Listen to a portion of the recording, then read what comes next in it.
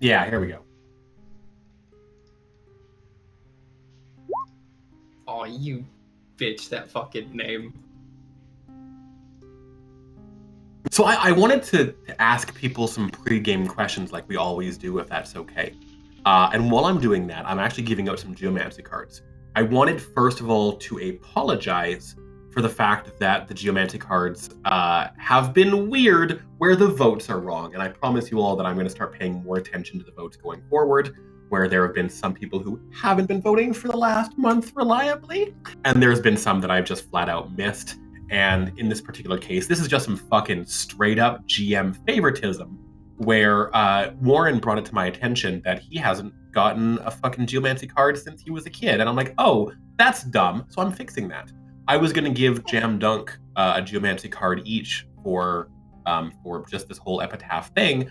But I also wanted to give one as well to Saigar, who basically got all of the votes, or like 80% of the votes for the last couple of games, other than a few scattered ones here and there.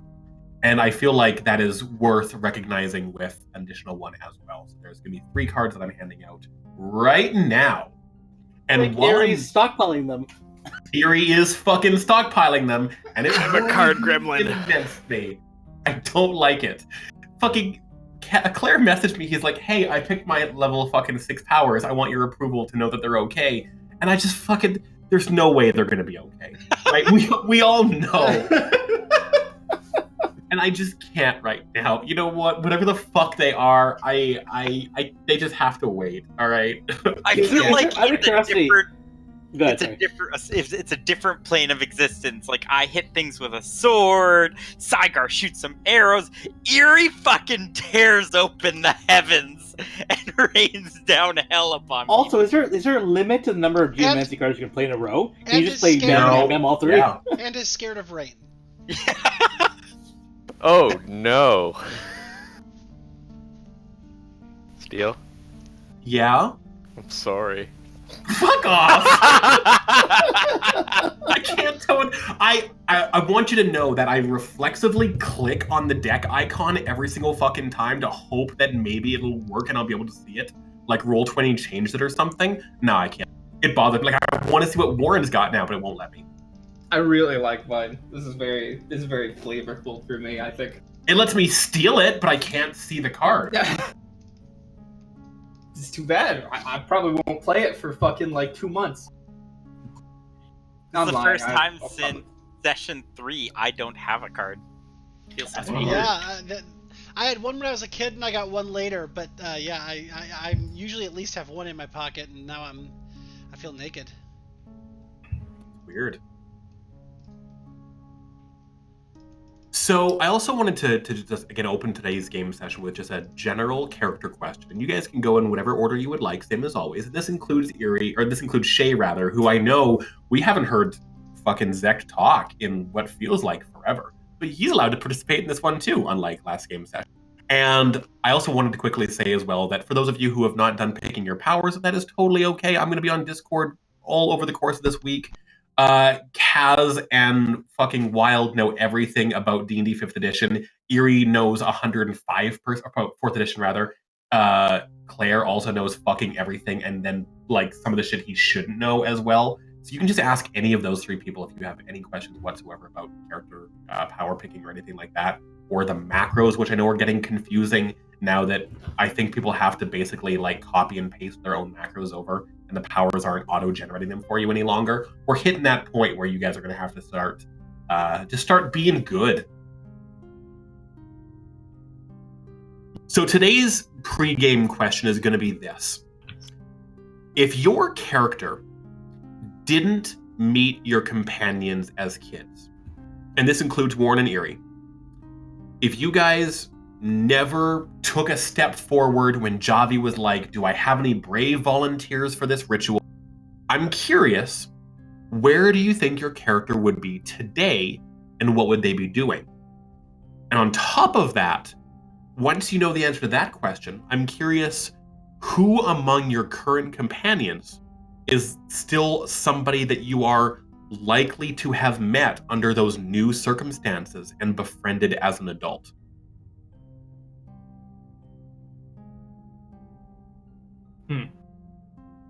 So it's a tough one because part of the way we are now is because of our Absolutely. Yeah. encounters. So it's hard to really understand or even potentially contemplate what could have been if we hadn't It stepped onto that certainly stage is. in a fateful day. 100%. And that is why, we always ask these questions, in a session perhaps where they might be relevant. We've asked things like, has your character ever said, "I love you" to anyone or anything in the past year? And everybody said no to that question with the exception of Shay. And that was the day that you guys went and saw Old Man. And we had questions like, who in the party do you think is sort of the leader of the group in your mind as that was beginning to emerge? So it's such a funny thought experiment because had that day occurred, had Kyvius not volunteered, he would have been with his parents, and with them in the food riots in High Helm and the entire monstrosity that happened there. If he was to survive that, Which is unlikely because he would have been powerless. Right. If he he would either if he were to survive that, which is unlikely, if he wasn't dead along with his parents, he would it would have been an urchin situation, which I assume would have eventually turned to thievery, which would have again potentially resorted to another early death or becoming a very unsavory adult. Actually, I see him as a completely different class in that situation, like a con man / thief. Typical tiefling. Yeah, I guess. Yeah, I guess he'd fall into a typical tiefling. I think so. Yeah. Wow. And then, so in that life, do you think that there was anybody in the party who you might have bumped into? Again, not knowing what their lives would have been, but as that person, who do you think you would have maybe met and been friends with in the party, if anyone? I don't think he would have been. Well, okay, so wait. That's interesting because couple different. So I think that he would have. Eerie is really hard to miss, and Eerie and Warren were in High Helm at the time, so it's possible they could have bumped into each other, but become or formed a relationship. I mean, they had. Or at least Warren had friends in a support system in that of Keo Vossen, which would belie potentially a larger support system. I think it'd be likely that he would have come into either befriend or come into conflict with Morgaine and his crew and Karna's crew. Yeah. Yeah. I can see that totally. Yeah. That's so cool. I think that's a great answer, Benji. Thank you. I guess I'll go a follow because I think you definitely meet up with Karna, but if Morgaine never met the party, he would have been inside that day. He would have been in bed, and getting the medicine, to keep sustaining him, and he would have never gone to the Caw and died. So they would have stuck around High Helm because, well, that's what they knew. There was nothing to shake it up, and Morgaine wouldn't really leave. He would be bedridden. Karna would come and see him from time to time, but he would essentially be slowly withering away, wishing for a better future, but never coming. And I don't think he would have lived to present. I think that He was was pretty accurate. sick. Yeah, it was all fun and games during that first game session where you're like, Kaz, what are you playing? He's weak and shitty. Well, yeah. I'm not sure So I know the group doesn't quite know Saigar's complete backstory, but I think you guys have pieced together that one of the things that kind of drove into mercenary life was his kind of disgust for nobility. But I'm not 100% sure that he would have gone down the same path had he not been abducted by the Ka to begin with, and actually had to kind of go through that hardship. It's quite possible he may just have continued living a life of nobility, and in that position, I don't think he would have ever run into any of the other characters. I think that's very true as well. Do you think it's more likely that Saigar would have just been, a bit of a loner noble who just didn't really get along with his family, or do you think he would have eventually broken away and started doing less, obviously less extreme versions of what he's doing right now? I don't think he would have ever fucking bailed on his family completely, but do you think he still would have found a way to use wealth and influence to help people, or no?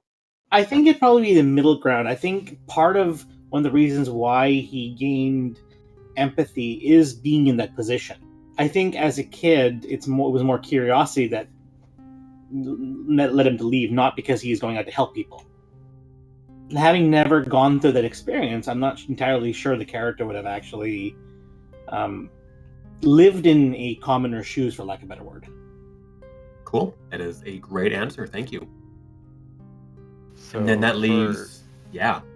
For Eerie, I'd suppose if he'd never formed any kind of bonds with anybody, never met anybody who gave him reason to really stick around, he'd eventually just go back home, however way he can find, and just kind of fall back in line with the normal Fae way of being.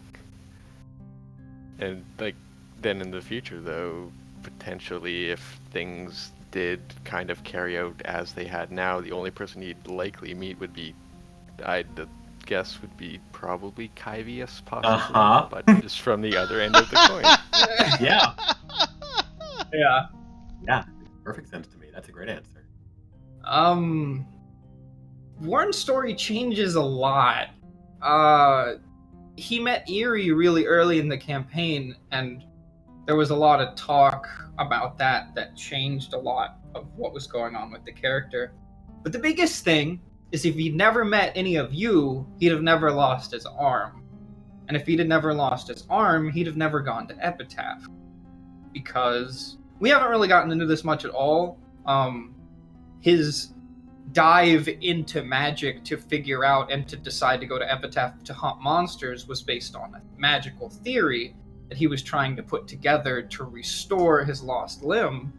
And if he'd never had a reason to pursue that or had his mind expanded by Eerie, I think he probably would have grown up in Highhelm training under Keo Vossen until he was a certain age.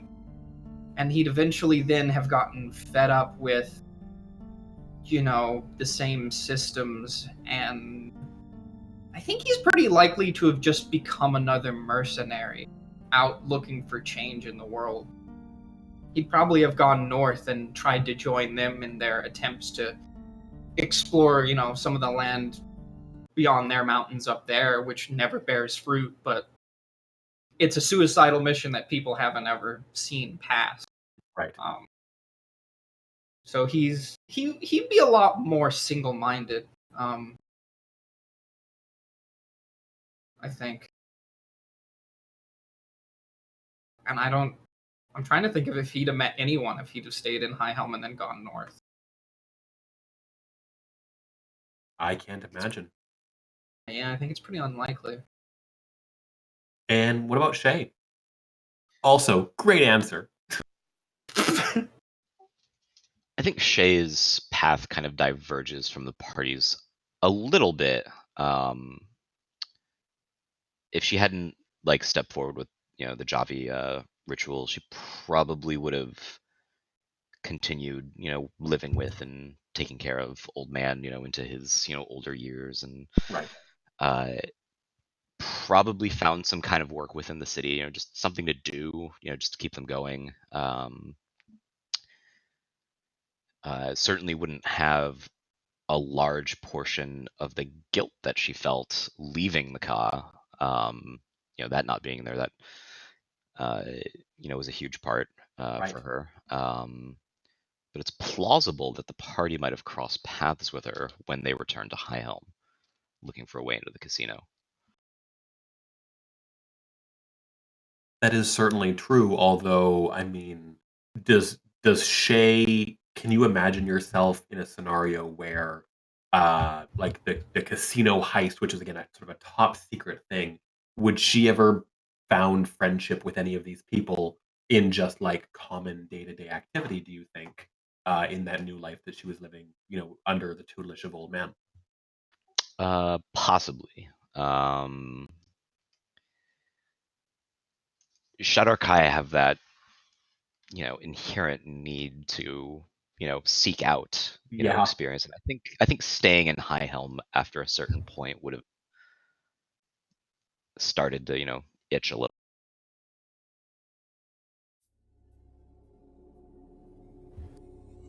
I think those are all great answers. This isn't the right song. Hang on. I'm no good at this, guys. The return to Epitaph, for a lot of you, felt as much like a victory as it did a hangover. There is the silence and that drenched crushing of the dawn's light as you kind of just meandered through the streets, just at this point tired of every little outburst of noise. From the kid chasing a chicken down between Morgaine's legs to every single voice that was ringing out to you in roaring praise or trying to force a mug of some frothy, piss-colored liquids into your hands. Or the fact that you cannot turn around without catching the eye of somebody creeping up behind you, wanting to talk about Jam Dunk, wanting to talk about Warren's proclamation that the people of the island needed to be more, to do more. Your bodies ache. Your minds are exhausted. You feel like death. And maybe that's why at first one might think that the ravens were cawing for you, as you can hear their incessant raspy cries from the clearing outside the city, from the sacred holy site where the goddess Erithus died. Warren, you can clearly imagine the vision that you saw in that strange black realm beyond the Titan's Gate so many weeks ago of the fallen goddess. Her chest asunder, her skin like polished stone, her clothing reminding you of inscrutable architecture that has been built upon her frame by thousands of tiny little artisans. Her face was chiseled into that expression of tragedy and shock. And in that vision, her blood ran freely through the soil in these specific, precise lines to create complex blueprints and designs and inventions and structures unlike anything that mortal man had ever dreamed of. And she had perished here, but she hadn't been buried here, because you know this with the same certainty as you can see the familiar shapes of Shay and Fable. The former is draped over the latter's lap, and dexterous fingers weave their way through Shay's hair, the same color as the feathers all around them, in a manner that's designed to comfort them both. And there are pillars here that a casual observer might have assumed that this place is a ruined temple of some sort. And these are colonnades or porticos, but upon closer inspection, as you get closer, you realize the truth is more interesting. The stone here is growing from the earth like living things, curling into complex patterns and symmetrical decoration. There is one massive tree that's begun to spill out over into the garden proper, maybe a reference to the oft-held belief that the goddess of nature is seeing kind of a rise in her influence as the strength of civilization waned. But for the most part, every growing tree, shrub, and bush was held back by the living arches and the walls of this hallowed and peaceful place. And normally, in this place, a place that Warren has been to more than once, Erie maybe once, has been to before in the past. Normally, in this place, there's no trace of the war outside. There's no hint to the precipice that the island of Rios is teetering upon.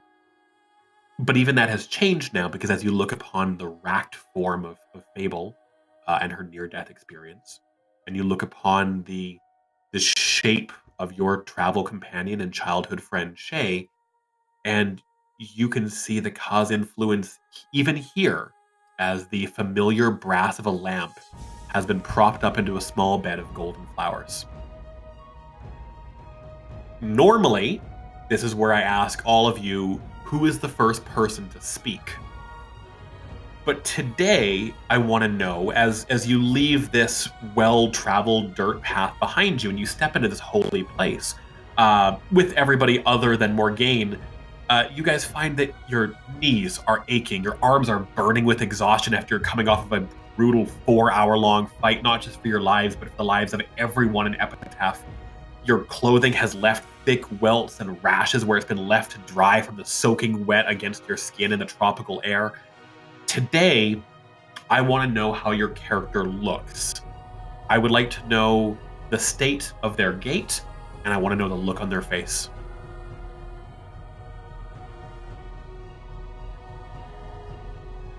I think I was gonna say Saigar looks pretty bloodied up.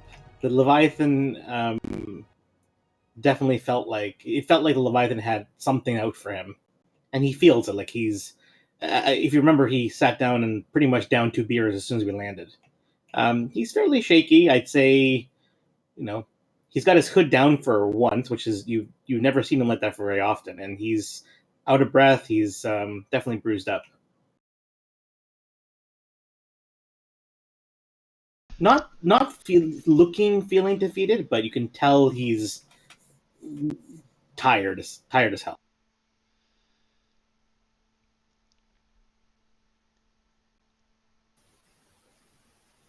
Kyvius is putting on a good show. There is exhaustion, and if you look close, there's a tightness because he's unsure what's going to happen next, and in some cases when he saw those letters, they rocked his world a little bit for things that he's seen to come. So there's a quiet determination. At the same time, this was the first fight where an enemy got in a really good hit. He's been fortunate to walk away relatively unscathed, where Morgaine will lose an eye or an arm or a leg, and so there's a tightness as if he's holding himself up, and a tension on his face as he is desperately trying to seek like what the next steps are, what's going to happen.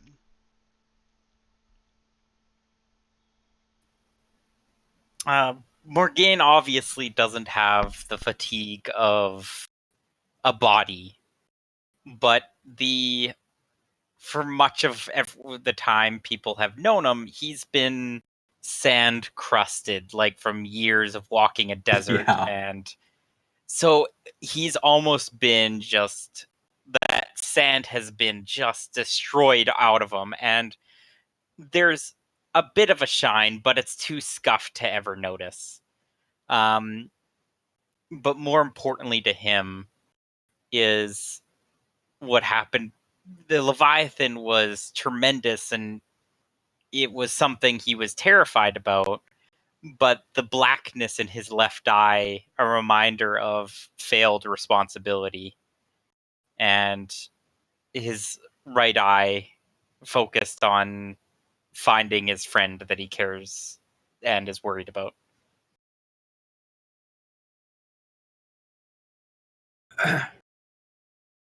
Warren has probably the same look that was on his face whenever we were about to set sail and head out across to go and fight the Leviathan. There's this determination that says that we haven't reached the next step, that there's a lot left in front, that there's no time to relax, but his body gives away the rest. especially having to interact with all the clerics and the healing and having to move his arm around, which interacts very poorly with any kind of holy magic or divine, magic, always causes trouble. The resulting ooze is just messed up the jacket a lot, and there's blue probably scattered all across, melting through bits of clothing. You can tell he's weary because he's never been that much fortitude-wise and tired, but through it all is a look of knowing that this day would come, this would happen, and that it needs to be dealt with. I'd Shh. say that. I was gonna say shit eerie. Well, I'd say a mix of both exhausted and relieved that that mess is over. And also, I guess, droopy? Is that a good word for being That definitely. waterlogged and grossed? Mm-hmm. You're like anti-fabulous right now. Except for the hair. Hair is Of still on course. point. Always Yeah, fabulous. there must be something magical about it. I don't understand how it Honestly. stays there. Yeah.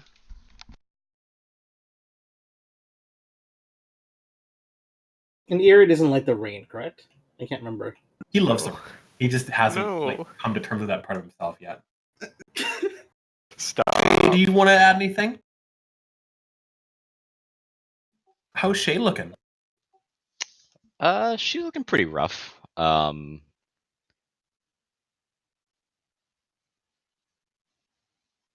Obviously from when she fell through Zaglebite and, blew up on, the ground, like her clothes are like a combination of like torn and, shredded, and like you could see like bruises and just like her own like crusted blood, like just all over the place, especially from where like they had torn from like her, you know, like body rearranging itself towards, the form of a wraith. And like as you guys start approaching, she hears you. Her eyes flutter open, and it takes a moment to like scan the five of you, and then just like gently starts to like push herself up off of Fable. While Shay is still coming to consciousness, Fable says the same thing that she did at the end of last game, which, with hard eyes towards the five of you as you step forward, Fable says, "I don't think she wants to see you." And Warren repeats the same thing he said, which is, it's too bad she's got something of us. Bringing us back in.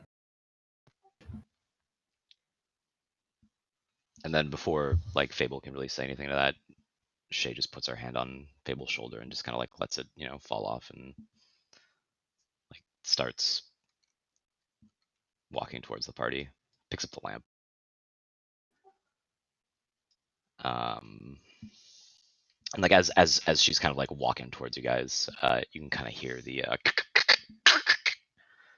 of what's like her bones like trying to like relearn how to move like in the direction that they should. The hair is kind of like a mess and like matted off to one side, and you kind of see on her forehead a symbol drawn on her forehead.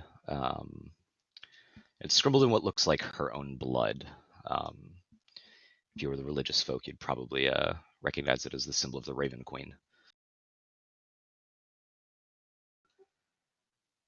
And she's Which, for those of you who don't know, is literally just a raven's head in a circle. So if you're not familiar, you can pretty much draw the conclusion.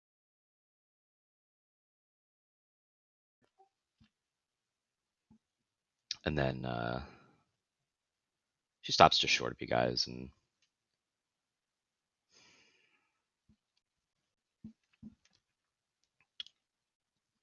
I have to make a confession. I think I can I can see the looks on your faces. Are you okay? It's, Do you want to sit down? she puts up her hand. You all know that I plan to leave you all. As I think you've read the notes that I was going to leave behind. Um, I've got people like Old Man, back in High Helm, and like Fable here, and the others that came from the Shadowfell with me, and I was going to sneak out of Epitaph after we had slain the Ageless, to go after them. But then Epitaph burned, and seeing the destruction and loss and knowing what I had planned to do, well, it shredded my soul, and you saw what we turned into. And I thought that was going to be the end right there, that shit was over. And then as the lights were coming down, you, Morgaine, and you, Kyvius, just reached into my hell and ripped me right out. And then after that, fuck, I don't know how you did that. And then I still lack the determination to join you all. But as I lay there, watching the ship sail out towards the Leviathan, and what I'm pretty sure was you all going to die, a regret and deep longing started to take hold of my heart instead. And that was the moment that I knew I'd betrayed you all. That's my sin. The sin of ignorance and treachery. You all should have died. I always try to have a plan, and I'm always looking so far away, and try and see everything that's like going on around me, that I failed to see what's right in front of me. And that's my family. And I owe you guys more life debts than honestly like is comprehensible. And they all belong to you. And so I know that I'm a sorry excuse for a person, a friend, a companion, but please forgive me. And then she's just gonna take the lamp and drop to her knees and put it in front of her. You can still like hear her bones like cracking and creaking as like she's like making this movement, and she just puts it on the ground in front of her and just puts her forehead on the ground.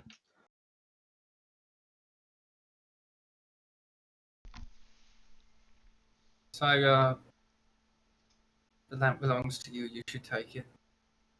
Kyvius, if you could take a step forward and make sure that Shay's okay. Eerie, if you could have a look at that mark on her forehead, because words exchanged with gods can be eternally binding, and we need to make sure she hasn't made a stupid decision. Morgaine, if you could keep all of us from making stupid decisions for the duration you're here, that would be great.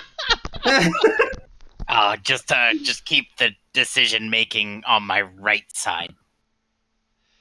Good, we're already there. Morgaine, Thank you. you could turn your head.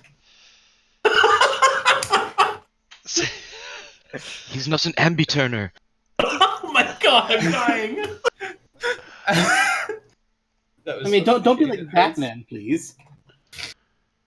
It's like a guard in a video game.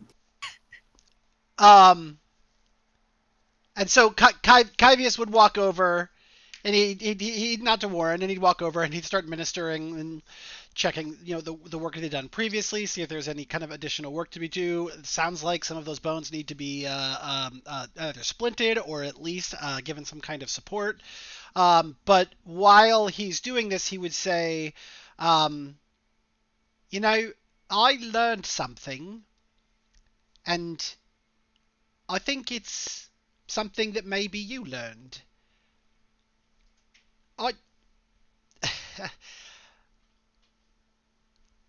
Alone, one of us, me, Kyvius, is weak. I can't do anything. I've been trying to do something for the past 10 years.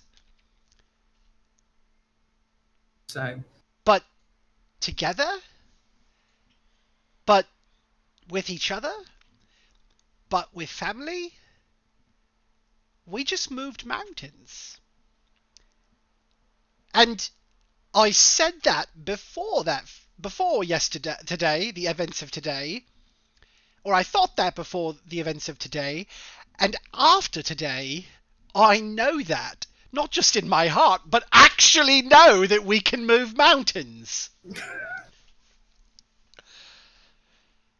And I think it's important. I think it's an important lesson. And so I don't think we've moved our last mountain. And I can't say much, but I think we still need you to help us move it. And he's saying all this while he's being kind of a doting, hold your leg right there. No, don't move your neck. Don't move your neck until I've checked it out. All the little, all of a sudden you all can see like his mother. Oh. At this point in time, I would kind of give a tap on kind of his shoulder and hand him some poultices that he could potentially use to try to heal Shay. That's handy. Would both of you roll a heal check for me, please? Yeah.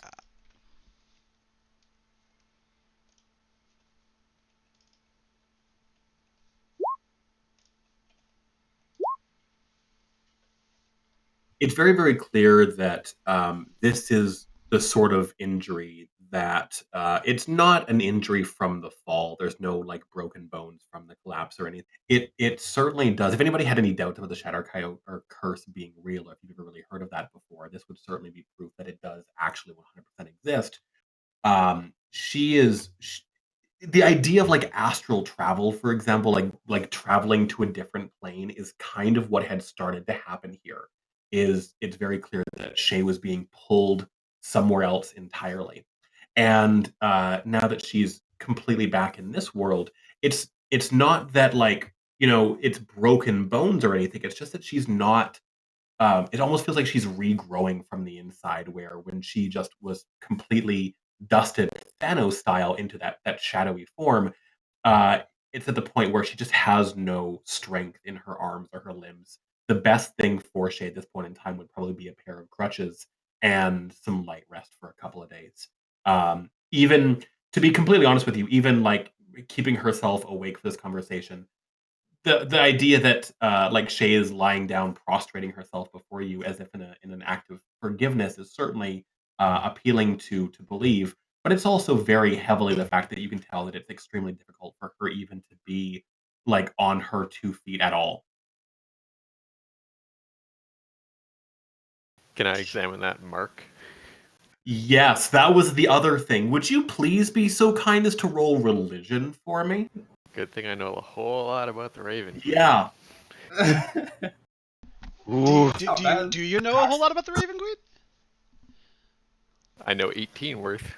100% what Warren said is spot the fuck on, which is there has definitely been some indication here, and also indicated by the many ravens hanging around that have not taken eye contact off of Shay. It does feel like there's something more to the prayers that she was speaking at that point in time. You don't know the exact words that were said, but there is very clear indication that had it just been a prayer, that would have been, one thing. That would be something the gods could ignore for sure.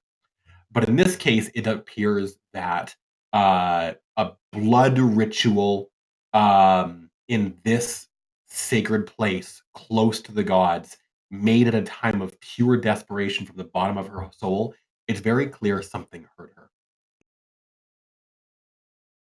Hmm.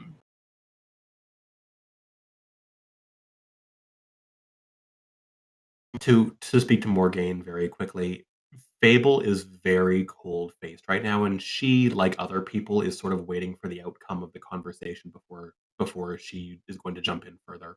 But it's very clear that she appreciates your concern deeply, and uh, there's that look in her eyes of like the main reason she's okay with all of this at the end of the day is because you saved her life and you saved the life of the person she cares about. And it's hard for her to imagine a negative outcome from people who so clearly deeply care. And she's okay. And apparently Binks hisses at Warren. I don't know why. Ow! Don't worry, I'm not gonna eat you. I wouldn't get will. anything cool anyway. So I come by and pick up the lamp. Before I do that, I do turn to Warren and say, Warren, this is not my lamp. It is hot to the touch. Ouch! And I drop it. Not burning hot, but like been in the desert air, Fair enough. in of It is metallic, right? So okay. yeah, but it's certainly hotter than the current terrain would suggest. I wonder why this is so warm. But Warren, this is not mine to keep. I think one of the things we've learned is I think as a group, as cliche as it sounds, together we stand, divided we fall. Right? I don't believe anything that we have is ours, so much as as in like individual. It's for the collective good, and I think collectively we must decide what we want to do with this. I think it's too powerful. There's too much temptation. I turn to Shay, and it's not a look of anger. It's more confusion more than anything, I think. And again, not recognizing the state that Shay's in. It's not a tone of beratement, but more of I'm not sure sympathy is the right word either. It's just more of a, I'm not sure I understand what you're going through. I'm not sure what was going through your head. But I would hope that in the future you realize that we're here for each other and we're not going to survive without each other. And I think talking things out and reasoning things out is probably our better course of action going forward. That being said, I'm not sure. I mean, as with anything, trust needs to be earned again. And as of right now, you've shattered mine.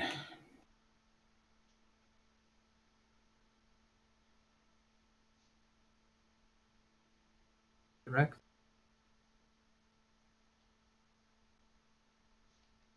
When you feel better, it would be important that you let us know the details of whatever deals you might have tried out for us. And I'm gonna go ahead and assume you didn't use this lamp. That's not why it's warm. Right. It's alright. I didn't use the lamp. I didn't figure.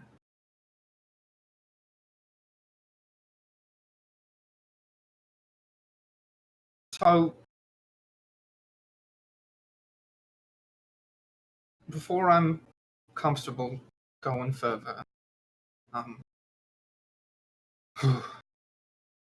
got 3 questions.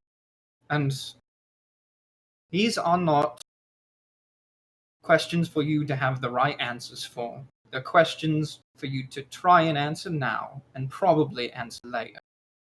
And then I've got one request. All right. Sure, everybody's got stuff to say, but this is just important to me. No, the first question is, what is our mission? What are we doing? Why are we going out there? It looks very serious, even though it's simple.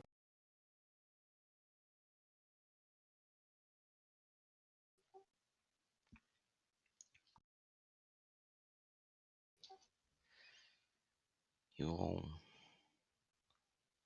wanted to save High Help. Right. But, thought had crossed my mind. What about everyone else? It's a good one to get. What are the details? When we get there, What are we doing?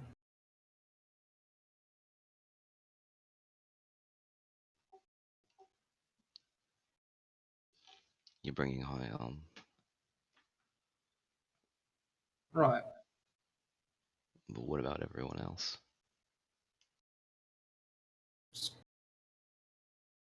That's good. And I'll get to that.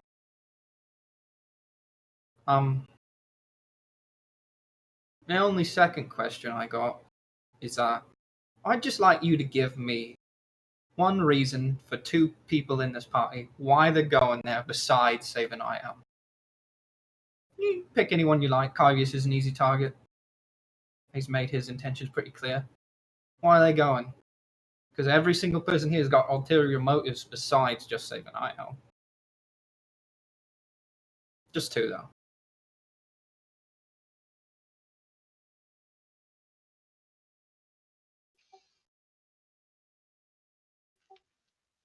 Actually, did not catch the middle part of that question. Oh, Got a little thick in your accent there. he was asking, he's saying that we're going to save Highhelm and that's our mission, but that each member of he's asking for a reason that two members of the party, you don't have to name all five, but two other members of the party, what their reasons are for going besides just saving Highhelm. Oh, you were asking us or you were asking her? I'm sorry. Shay. Oh, okay.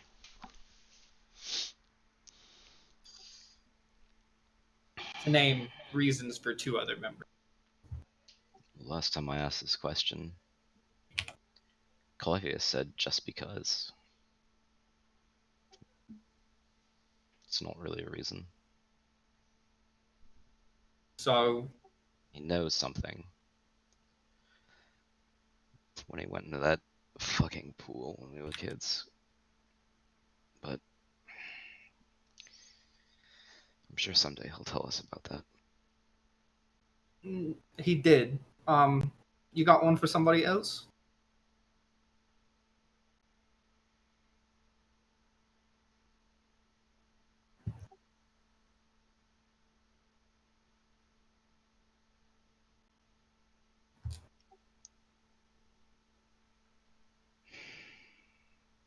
Like I said, they don't have to be right answers. Morgaine just...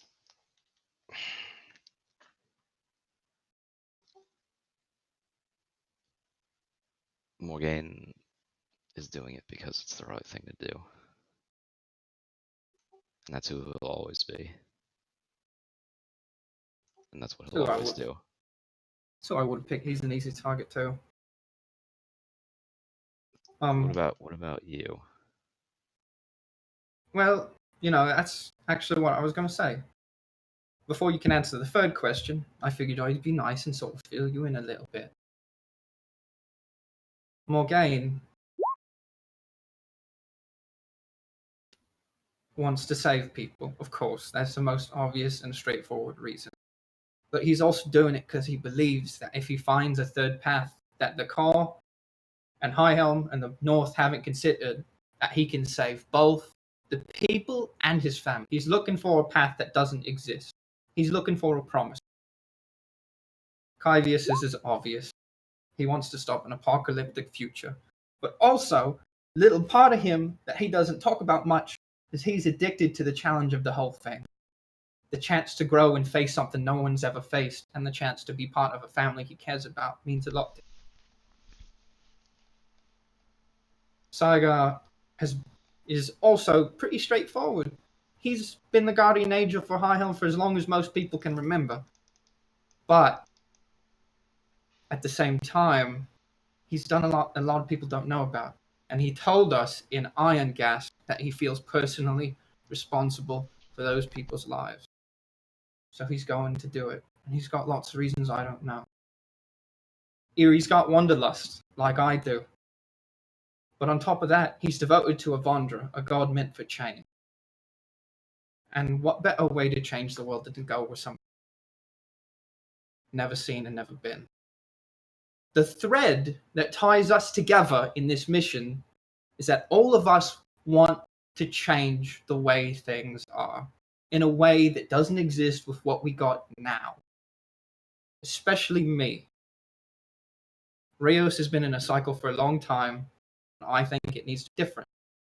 The reason I'm telling you this is because you need your own reason to want to go do this. And that's what question 3 is. Because I don't think you got a reason right now. I think you got a lot swirling around in you. You had enough to write those letters. You had enough to give us your speech. But you need to find why you're doing this. Why do you care? Because we all care. And you need to find out why you.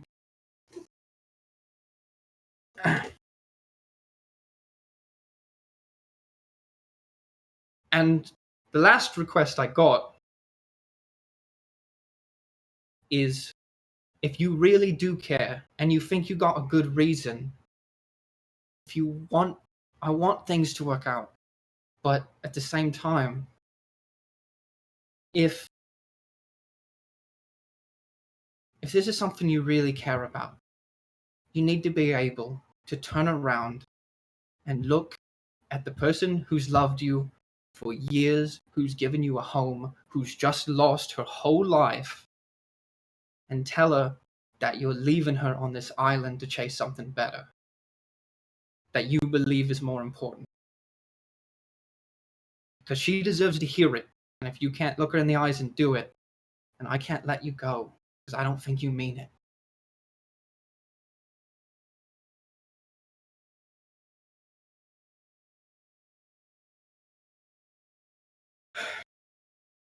And he just takes a deep breath and fucking turns around and points at Fable and huffs a little bit. Thought I only had one speech in me. And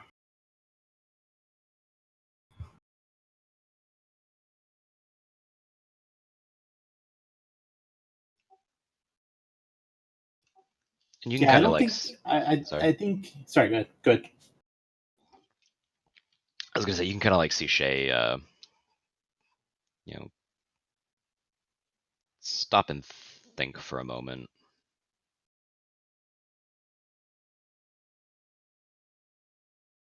and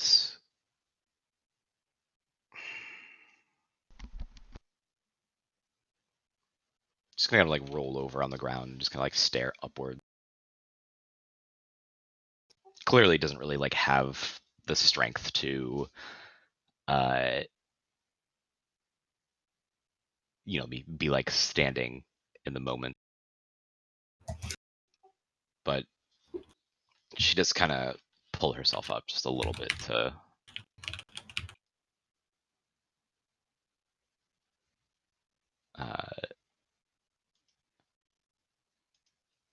just kind of like be like sitting on the grass, like propped against like one of the gnarled roots of the tree, breaking through the walls and kind of like curling around the columns.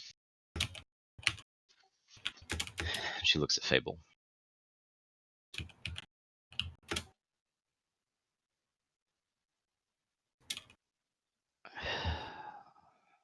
Fable. Don't go, she says. And then she looks past you and looks at the other 5 people and says, don't take her. Warren, you know this. Shay's not like everybody else here. She's not a hunter. If I wanted to fall in love with someone on this island who was a hunter, I would have. She's different. And maybe you think she's prey because she's running scared. I don't know. But what I do know is if you take her with you, you're going to turn her into a hunter and you're going to change the woman that I love for good.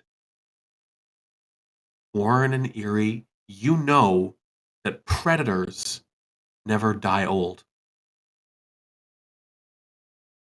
So don't take her. Fable, I'm not sure this is really hunting is what we're doing. This is more about doing what's right in this world and standing up and taking a stand for something. I don't think that's her point, Saigar. But I think what you're mistaken about here, Fable, we can't change Shay. Only Shay can do that. And if she wants to change with us, I would always be welcome to have her. But it's Shay who decides that, not us, not you.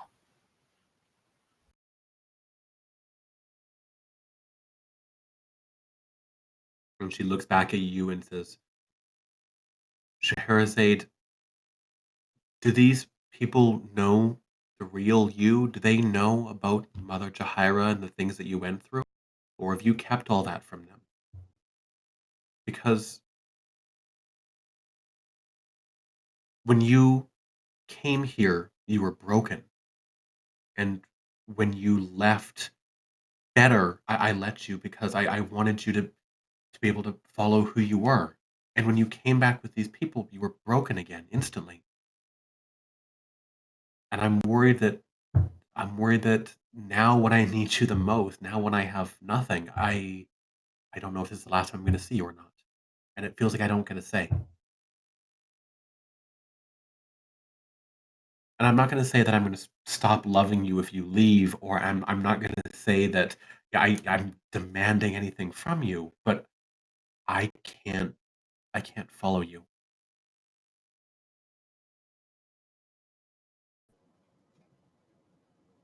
And I mean that metaphorically and literally.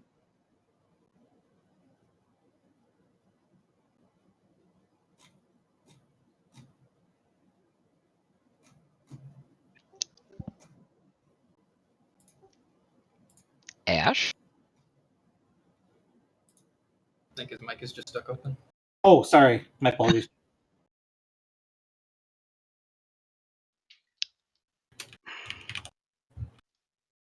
So that's it. Don't go.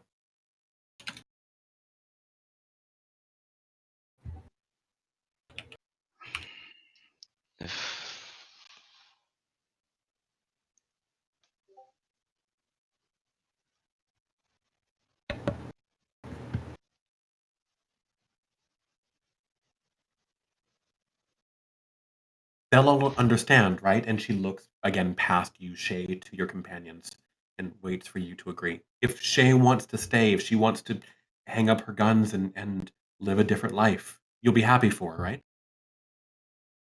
I believe that people should find out who they are and choose their life.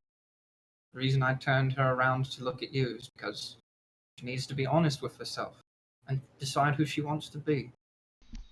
It's not our choice to make. It's not your choice. I'd rather those two options. The notes said she was going to travel alone, and that's unacceptable. So, in my mind, she either stays with you or comes with us. I believe, or I know, that Shay has a greater and a higher purpose, and she's capable of becoming more. And I think she should have that opportunity. Is there a greater calling than love? I don't know if I I think can't. Would you shut up? Shut up for a second. Sorry, you were saying something. Ravens, they've been nonstop. what does that mean anything? Yeah, The Ravens are making me nervous. They're just hanging out. Okay. Although that would have been a weird segment for everybody on stream if you had your audio off, because I started yelling "shut up" at you. I realize now. I don't mean to interrupt, but I did notice the statue at this point in time blinking. Is it possible for me to roll a perception check? Yeah, 100%.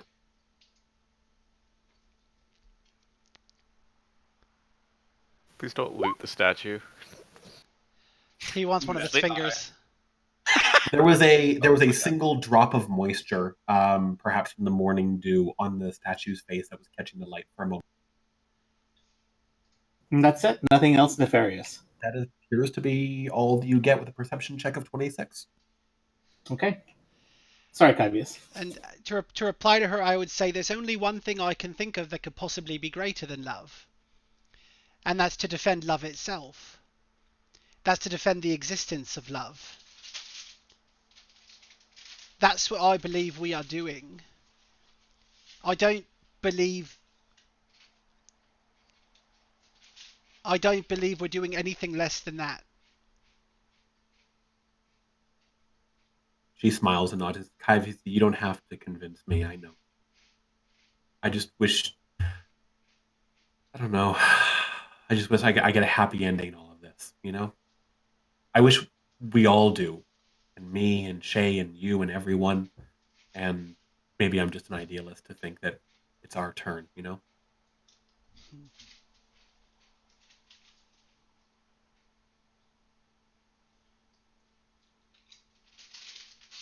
Shay, whatever you do, I'll support you. I just want you to know where my heart is.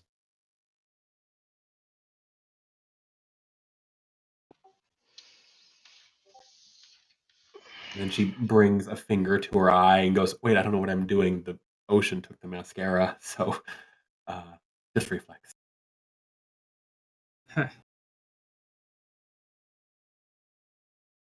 Hmm. Nope.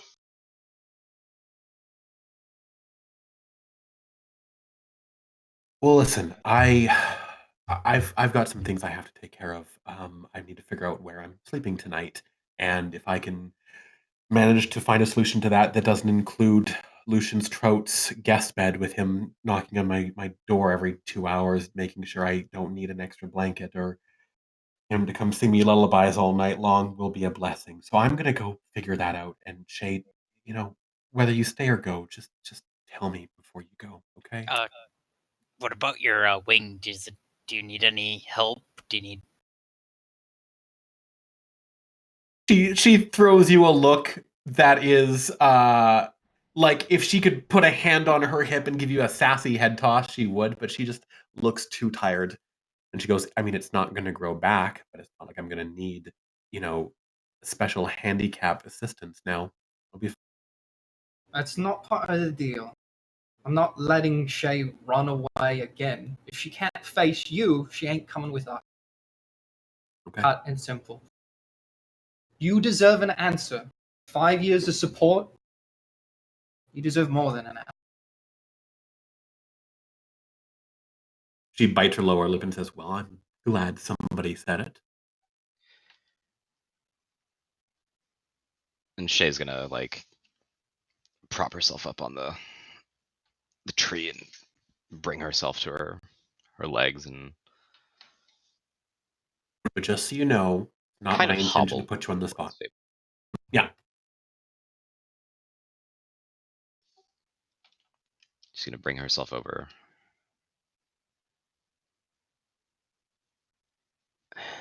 You know, when I found my way to Epitaph 10 years ago, I was broken, like you said. And then you fixed me. She tisks a little bit. Nobody is capable of fixing you, Shay, not even you. But you were better when you were here. I could Warren probably Berry's a stress laugh. I could probably write a 20-page essay on how to fix me, but you know, that might fill a library.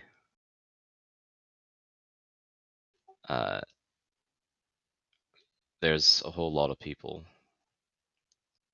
that need fixing. You know, I've got, you know, there's old man, the high helm, and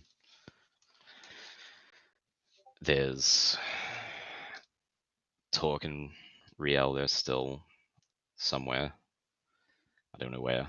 An idea, but I don't know where. And then there's Polo, who honestly right now is trapped in a fate that I wouldn't wish on anyone. It's cruel and it's torturous and it's honestly sick. And I don't want to have to be the one to take care of him. I want to see if I can save him. I mean, I've got to try. And I gotta start trying to fix like one thing at a time here. I'm thinking way too many things at once.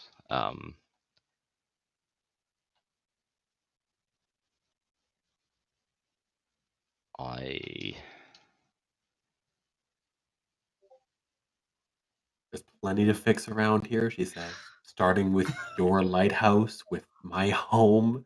I mean, we've got a few city blocks that could keep you busy for a few years if that's what you're thinking about. and then We've got Warforged here.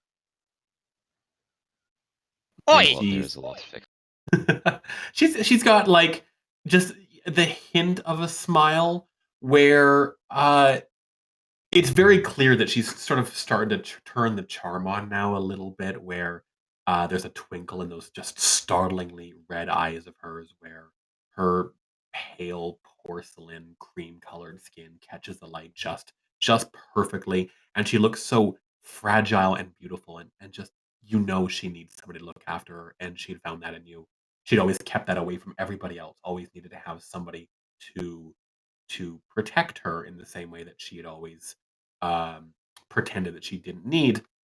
Which I realize all of my feminist friends are going to listen to this podcast and be like, Nick, but that's okay. Podcast. Fable, What? Ah! Fable. No, it's fine. Fable. She seems fragile in this moment. She's gonna pull her into an embrace and She does not reciprocate. She takes a step back. oh. There is a lot to fix around here. And I know that you and I have never really talked about what's about your situation. I'd like But- to. I'd like to tell you everything about me. Predicating that, I'm going to fix that. But those lot are gonna die without me.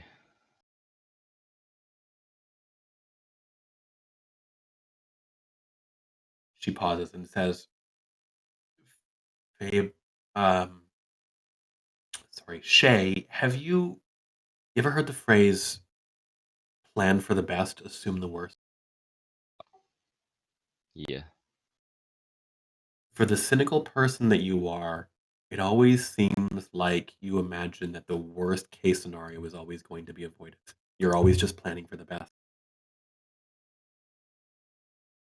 Your plan of go off and fix things and then come back and fix things here and spend time with me. I mean, it's great, but in your heart it's a fleeting dream, right? It's not really how things are going to go. You're going to get caught up in something or wind up dead somewhere, or I'm going to throw myself out a window after listening to trout snore for weeks at a time. Who's Trout again? Scottish item shop. Ah, yeah, thank you.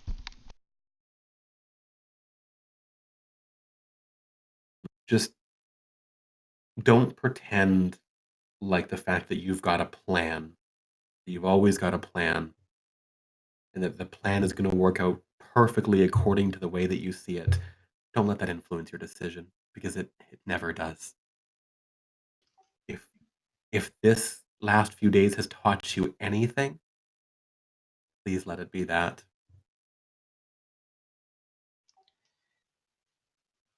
Honestly, right now I don't have a plan. I have So don't no idea. So don't plan to leave. Like, I'll be back for you some point in time in the future, and that we'll have our happy ending then. Just plan for the first part that you're going to leave,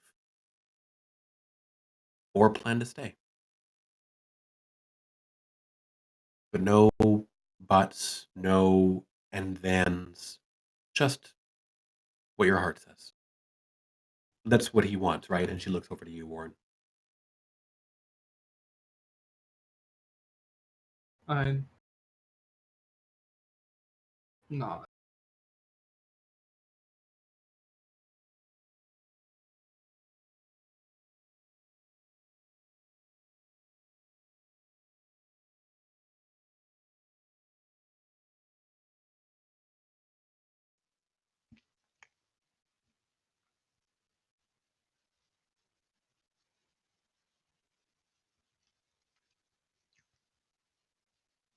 I'll always love you, Fable. She purses her lips, knowing where this is going. Yeah, feelings mutual.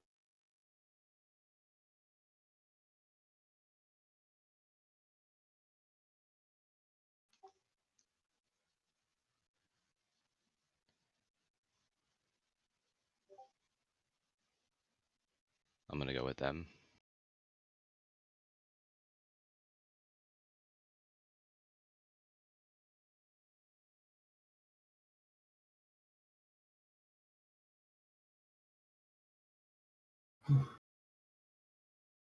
Is there anything else you want to say?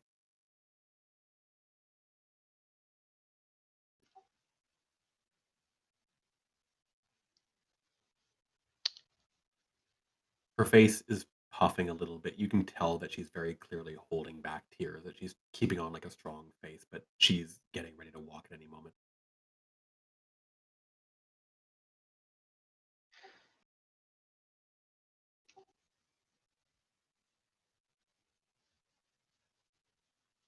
Someday.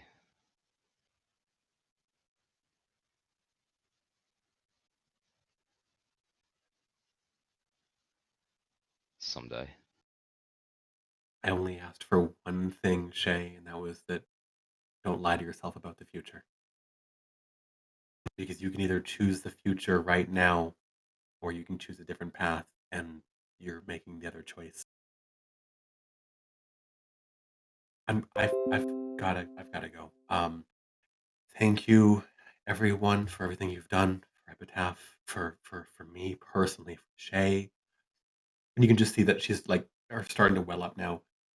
Uh, okay, yeah, I've got things to do. I'm sorry. I hope me sitting here has helped you, Shay. It was uh it was wonderful. It was really wonderful. Just all of it. Every part, even the downsides, the really awful parts were wonderful. Okay. Okay.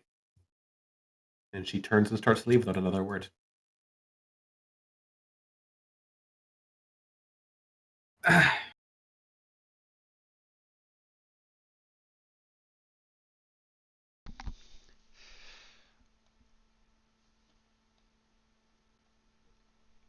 Shay, we need to find a place where you can recover. Well, it is a damn good thing you said that, because as you said that, you just watched Shay just drop to one knee like a sack of potatoes and just thump right onto the ground. Is Out. Fable very far off? She's walking at a brisk power walk pace, but it's hard that she has like scooped up one high heel that she's got with her in one hand, and she's walking just on bare toes down the cobblestony kind of dirt path. And again, there's lots of people along this path who are um, folks who have come to this place to pray. They're the God. Rosie's going to kill me that I fucking forget the word. The pilgrims have come to this place, and there's quite a few that were basically waiting for you to have done this moment and have departed these sacred garden areas before they kind of like came in after you to swear to just pray and lose themselves in. That's a lot of answers to your question. She's not far. um, um, uh, don't, I'll be right back. This is stupid. Can I run after her real quick? Yeah, you're fucking super fast. Goddamn powerful elven Olympic runner legs. You still have the adrenaline rushing through your veins from my smoke bomb from earlier. Oh, yeah. You're like hacking the entire way. I just, even though it's really inappropriate and not cool to not let her have that walk off, I just run up to her and I call, Fable, I know this is unfair of me. She's got like her right hand pressed to the right side of her face with her back to you, and then you see her do that very classical move where like you call out to her and she just sort of moves her hand across her face and then turns around and has that composed expression. You don't need to give me an answer now, but I couldn't ask you beforehand because it needed to be fair. I don't need to know the reasons you can't leave the island. But before we depart Epitaph, I want you to tell me whether or not, if you had the chance, you would leave. Her face is a mixture of emotion, and she says, if you asked me that question 10 minutes ago, it would have been a very different answer. Right now, it's hard for me to imagine the answer being yes, I would leave for her. This, Warren, this place is our home. I mean, has always been our home. You know that, and I know that you're dragging everyone off to some greater cause, and I get it, and I can't help but feel like that's that's what the destiny of this place is going to be, and that's great. But do you know what a dryad is? A little, never met one. They're nature spirits, right? They tie themselves to a tree, and as long as that tree lives, they can't leave, and if the tree dies, so do they. Yeah. There's lots of different crazy things in this world, and the truth is I don't even completely understand exactly how it works either. But there's dryads to more things than just trees in this world, Warren. Um, Nereids link themselves to bodies of water, and they can't leave, and if the water is polluted, they die. And the earliest memory that I have, and she gestures to one of her uh, bright pink wings, the same color as the foundling stone of Epitaph, and she looks at you and says, "Earliest memory that I've got is waking up cuddling a rock." And that's the heart of this place. And if Epitaph dies, I don't know if I go with it. I think I do. So I'm staying here, and whatever happens beyond that happens. Just want to be sure. That sounded like a lot of reasons, and not a lot of and logic, and not a lot of what's in your heart. You know. The only offer I'm trying to make is to be fair. If you told me you wanted to leave, then from the guy who killed something that should have never died and should have swallowed Epitaph whole, you would have my word that I would find a way to make it possible. She Who's laughs and like never? puts a hand on your chest and goes, Warren, I know. I wholeheartedly believe that. Right now, if you're asking me if I change everything and throw it all away, when when Scheherazade was here in a terrible place for years, betting everyone that caught her eye, drinking herself to sleep every night, spending time with me whenever she felt like it. She didn't have a lot of really nice things to say about you five. She didn't have a lot of nice things to say about herself either. She blamed herself for Polonius, for a lot of things. She told me for years that Kyvius was partly responsible for her losing her friend. And again, a lot of these things maybe she doesn't remember. She drank a lot, and she was Yeah. half conscious most of the time. But she didn't Yes. talk about you like you were her best friends.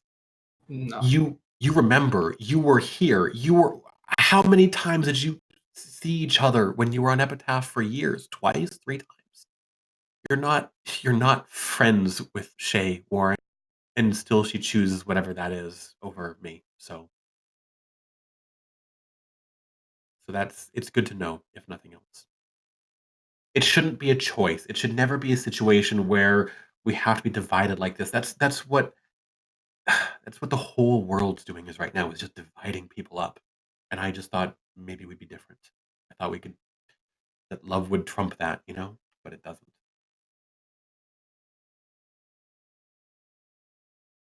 I just. Yeah.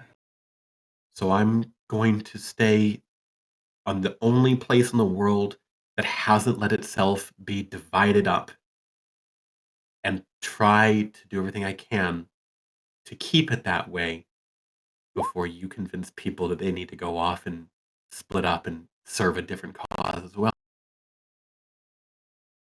And we're on different sides, I get it, but I just wish it didn't have to be that way. That's what I appreciate all the things you've done. I just wanted to be honest with you, you know. No, likewise. All right.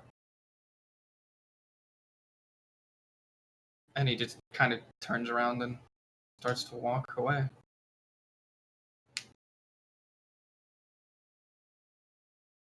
You are keenly aware that the entire time you turn and walk away, she is still sitting there facing your back until you sort of round one of the corners and make your way back up to the group. Yeah. Come back, Warren. Sorry. It's all right. I'm kind of echoing Kyvius. I think we need to retreat to an area to rest or something. I like imagining that like after Warren has fucking run after somebody, like his elven battle instincts are all fucking fired up. He's like, cool, I'm just gonna like run in some circles for a few minutes here, guys. I'm good to go. It just starts zipping around. Do you guys see another Leviathan anywhere? I'm gonna try to, as delicately as I am able, to pick up Shay. She falls into 7 pieces. Fuck! Darn. You easily lift up Shay. She is nothing to you. She is less than a feather. Oh my god, are you princess carrying me? Yes. Well, he can't toss her with fucking one shoulder because you'll get like necked by his pommel. Listen, but you're the second person to be princess carried today. That's true. I mean, these ravens are starting to make me a little bit nervous too. Yeah, if there's any I don't hanging know what behind, like hanging around, like Shay when I'm picking up, I want to give him like the like a good stare down, shoo him away. I mean, any more of these ravens? You might even say we have a murder on our hands. Take another step, fucker. Provoke it. Provoke it. So you say that, Ash, but Steele and I had this conversation. It's not a murder when they're ravens. When they're ravens, it's a conspiracy. It's a conspiracy of ravens, eh? For a second, I thought you were actually going to hit him. I only have feet right now. I can kick him, but that's about it. Wow. No, I thought the bird was going to attack you. Collective noun for a group of ravens include unkindness, treachery, and conspiracy. What the F? No shit. Hates ravens, apparently. Can I just as we're packing up and leaving, I'm too curious. I've got the halo on my head. Can I just like walk up to the statue and like see if something happens? Yeah, sure. Fucking nothing happens. Cool. That's what I wanted.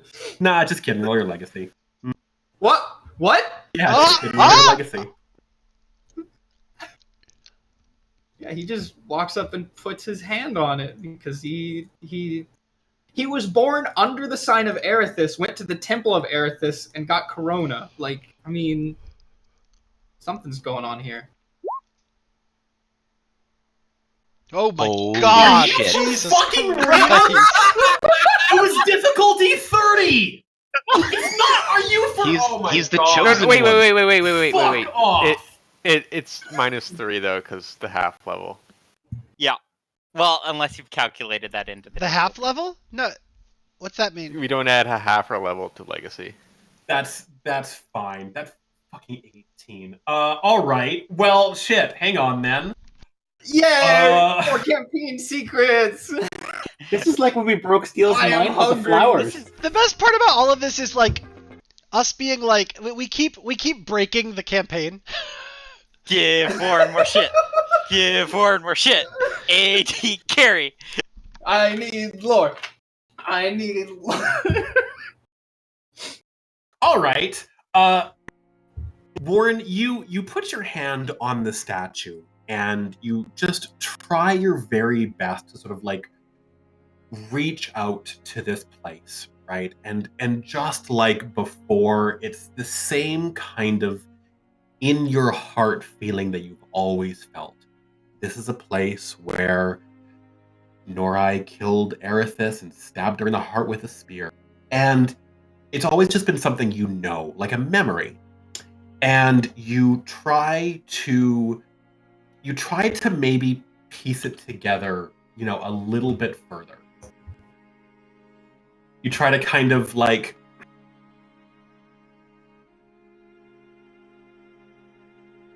try to fill in the blanks a little bit with what you have seen in the previous the darkness beyond the Titan's Gate. And you imagine that darkness as just being like the rest of the memories that you don't have access to, and fill in that just sort of correct it a little bit, which is she's not dead though, because Vale gave Erithus his heart.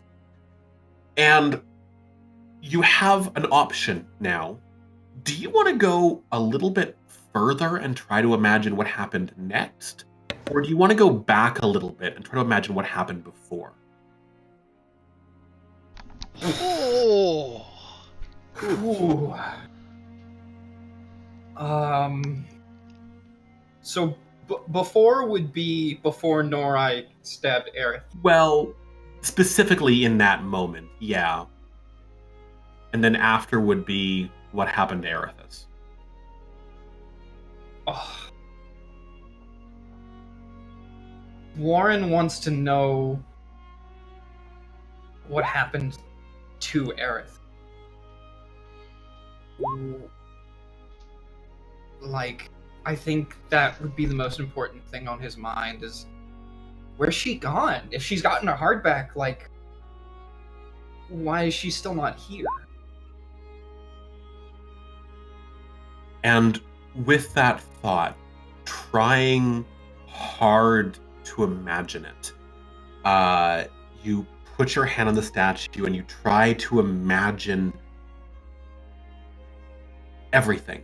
Try to imagine who this Norai was, what happened to Erithus the goddess, but more importantly, where she's gone now. Is she alive or is she dead? And as you do this, there's a voice that rings out, and you're like, Erithus, is that you? And it's not. It's a voice that you've never heard before. And you imagine this moment, and you can't tell if it's what really happened or just the product of an overactive imagination, but something feels right about this. It makes sense in some way. There is no rain on this day because the gods told it not to rain, as Ioun and Erithus and Cord had gathered here in this very spot.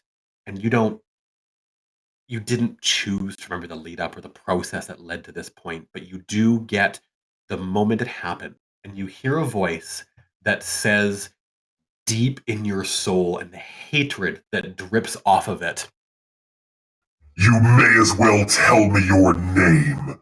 After drawing a weapon against me, trying to belittle my works in the presence of the gods, I don't think you'll be leaving here alive. and there is a silence, and you have this memory of nobody, just nobody, lifting up the spear that they had crafted themselves, attached a shard of obsidian to the end of the spear, and looks back upon this massive winged creature and says, Nor I. And rushes forward, spear in hand, like aiming it directly towards this dragon's heart, who roars. And the spear like plunges towards the dragon's heart, and at this moment you hear a scream, and the goddess Erithus leaps in front and takes the spear deep in her chest and falls and crumbles. There is another moment where this draconic shape Goes, no! and just with one massive claw slams down into the ground, just shredding the shape of Norai into pieces, ripping into shreds. And then the memories come, the natural ones that you've already known.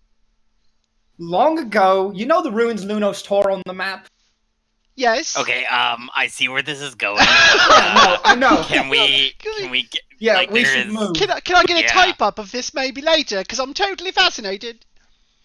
Yeah. Okay. Okay. First things first. Lots of things to talk about. Warren, Erie, do you know a place we could go? Maybe rest up, gather ourselves, make a plan, tend to Shay. There I are have there a are places I house. could call in some favors here. I mean, we might have to do that. Now, just until we can get Shay awake, I've got property if that matters. Oh, Yep. okay. You've got property. Not something very nice, and not something Steel has a map for, but I got something. I think anything's better Or than we nothing could at this just go point. to Lucy's. Yeah, it's probably better. Not Warren's property. I mean, if you have a map where you want to draw it real quick. Throwing you a bone. Pretty rude. He's got the map ready. Erie, I hate to ask, but the depth perception's a bit off. Mind helping me walk a little? Just tell me distances. The best. We should go to Lucian's because we don't have time to stop. We need to break down items for materia and get Shay back conscious and make our moves. I'm sure This you sounds, mean Residium. This sounds like some kind of Final Fantasy. Sorry, we could go to my house. You're not gonna find anything there. No, you you want to said- see my replica of You the said You Sororian? just Materia, said you not- just not said we have to Residium. break down magic items into materia. Oh, Wait, did you say replica of Sorothian? yeah. Yeah, let's. It's not like go a there. doll. I think I'd like to avoid that, please. Yeah. I pretended to fight him all the time. What are you surprised? I'm not surprised. I also don't want to see it. That's fine. Okay, walking and talking, right?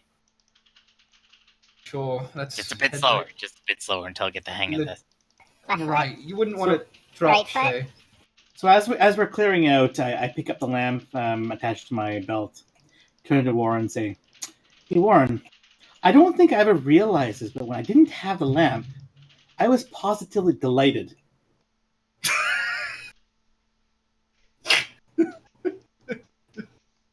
There you go. You know you're in the real world. You're in the right timeline.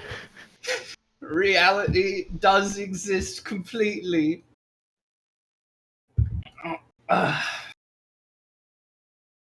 Let's walk. What do you want to know first? We can tell all sorts of stories. I can tell you what I saw with the statue. We can wait till day's awake, and I can tell you about the lost city from Luno's tour. We can do none of that. We can wait until we're traveling away from here to talk about stories, Yeah, it's probably a good idea. None of it affects our choices unless they have anything to do with Vale.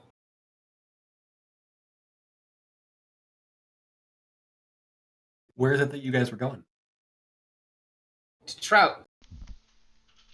Okay. To Lucian's. All right. Have we been? Is this somewhere we've been? Yeah. Yeah. He'd all This is admit. the magic They're shop. very Oh, boisterous okay, okay, and- gotcha. I would call them boisterous. I like this guy. Are those new items in stock? You'll have to put yourself on the battle map here somewhere. There is celebration in the streets. There are people like who have sort of like dredging up flotsam basically and are cooking meals that there's a family who is like eating live shark where the shark has been strapped down, its head down on one side of the table and like its fucking tail strapped on the other side, and it's been cut down the center. And Suit shark, no. yeah, and they are just like there's a family who's like got two kids that they are just picking out pieces of this thing and like pull up a bunch of intestine and just cut it off and then like flip it onto a bit of wood and roasting it over a fire. And you can hear the kid is like, "Mom, I want carrots. My buddy Bent says eating vegetables make you grow up big and strong." And his dad looks down at the kid and goes, "You ever see a weakling who grew up eating live shark?" And there's and there is just songs in the streets, and people are celebrating, and there's some guy who is desperately gesturing for some assistance as you walk past, where he has been lashed to the mouth of a cannon with a sign next to him that says drew a knife on one of his companions during the Leviathan attack. And there's just like a live fuse there that anybody can walk past, read that, and go, huh, and like light the fuse and just send him to go. And he's just like panicking, like desperately hoping for assistance. And there's people who are singing in the streets. They're like having competitions for who can do like the bawdiest, most lewd possible songs. Oh my god. Yeah. How hard is it for us to get through the streets? I would imagine it's quite difficult. rough. Yeah. Yeah, you're sort of pushing your way through to get down to Trout, and you've got the background noise that's like, there's the one guy who takes his turn. He's like, oh, I dangled my rod through the lips of a water witch, and as soon as she made sure I learn to never ever fish the lips of a water witch, because the bitch bites through the worm. Oh my god. And then the other guy is like, all right, I can top that. I went to the brave lands to sample their sin, and I fell head over heels for she who was Wolfkin. She took me to bed, but before I got knelt, I trimmed off her fur and I sold it as a pelt. And like, my god! What the and fuck? it's just the streets are full of this, and like kids carrying on, and it's just wild celebration. And at one point in time, you can see that like the group basically parts for you as somebody like raises their glasses. There's a huge cheer that goes to the crowd, and he says like very very loudly, goes, "Today, Jam Dunk, and indeed all of us." And then he looks around furtively and lowers his breath and goes, "We laughed in the face of death." And one of the other guys like nudges him and says something. He goes, "Aye, we mustn't say it too loudly, for she's a sore loser, ain't she, boys?" And eventually, Is he drunk? I'm sorry, what? Am I drunk? No, is he drunk? I want to go Oh, drink. probably. I want to go drinking with these guys. Yeah, right?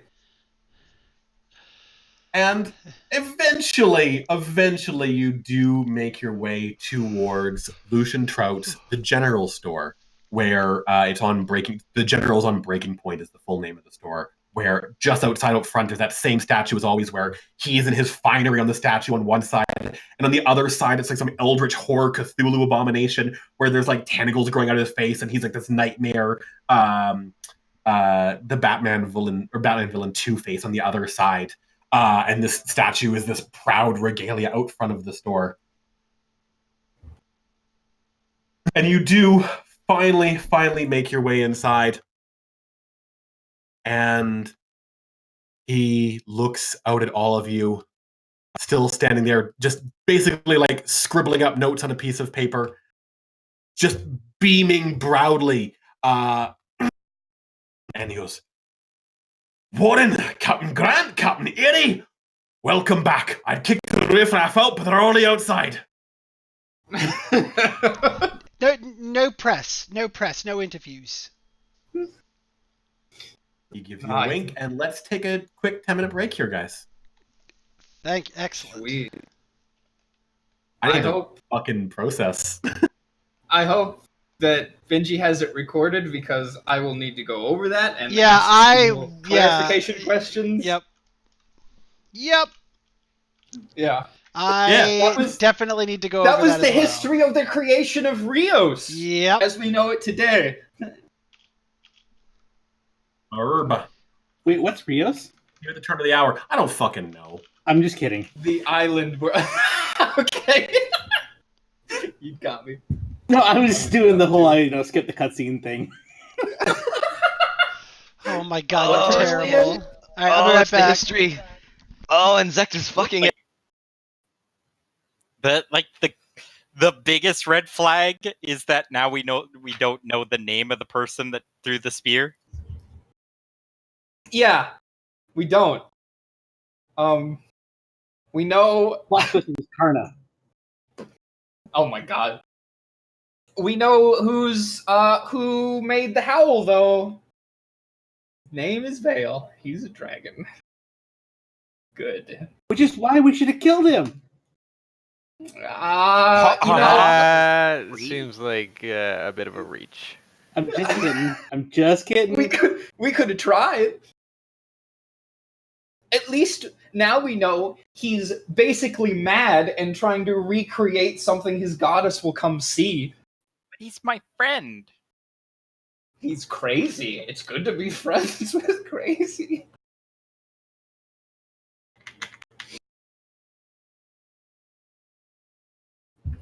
Oh, I'll be right back. Take my break.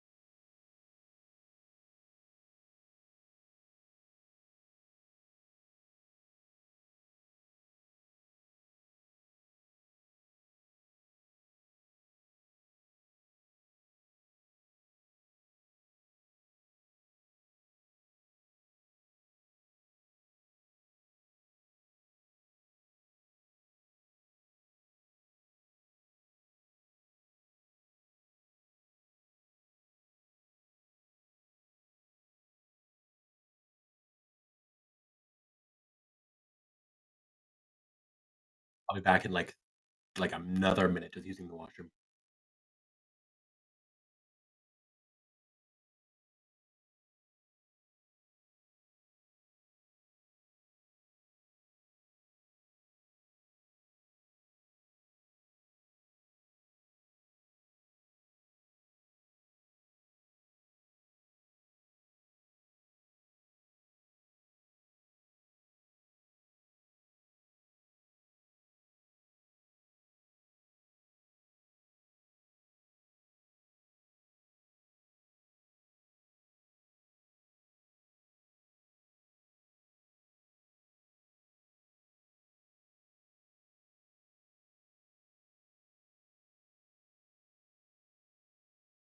I'm back. Are we also all here? I am. I just got back. Okay, cool. Oh, and look who else it is. Hi, everybody, it's me, your pal Vale. Oh Ah! God. It's Vale, not an insane dragon who's decided to rebuild a city to get Erithus' attention again. Nice try, Welk. Don't be ridiculous, Claire. Yay, Vale! Best buddy! Slow-mo scene of us running towards each other for our mid-air jump embrace.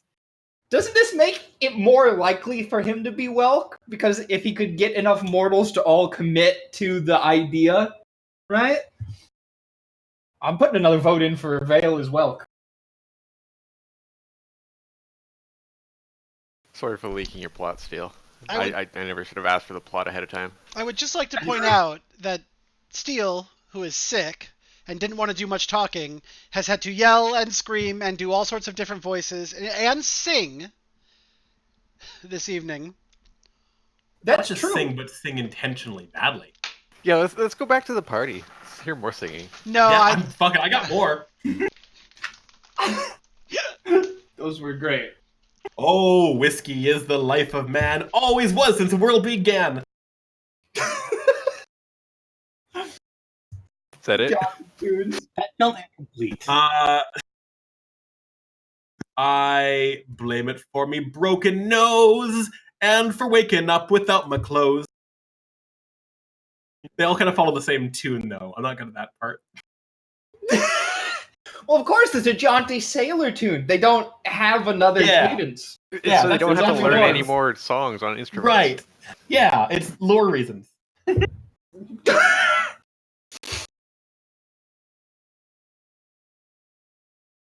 Shay, do you think you're going to reacquire consciousness for the remaining half of the session? At some point, probably. All right, cool. Warren, do you maybe want to drop Shay off in your home or something before you leave then? You mean to Trouts? Or that, sure. Sure, he has a guest room. What's upstairs? He doesn't talk about what's upstairs. What if we walk upstairs? Then what's in the basement? He doesn't talk about what's in the basement either, Erie. I like to think that he bought it with the intention of all of that before he had his bum leg, and he's been to neither place in a long time.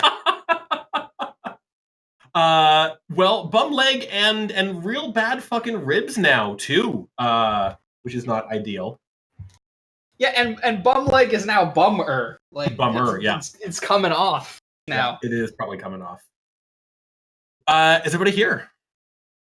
Yeah. Yes. All right. I should get some epitaph music, huh? We need a shopping song. We do need a shopping song. Hang on. Is it shopping for not spending any money?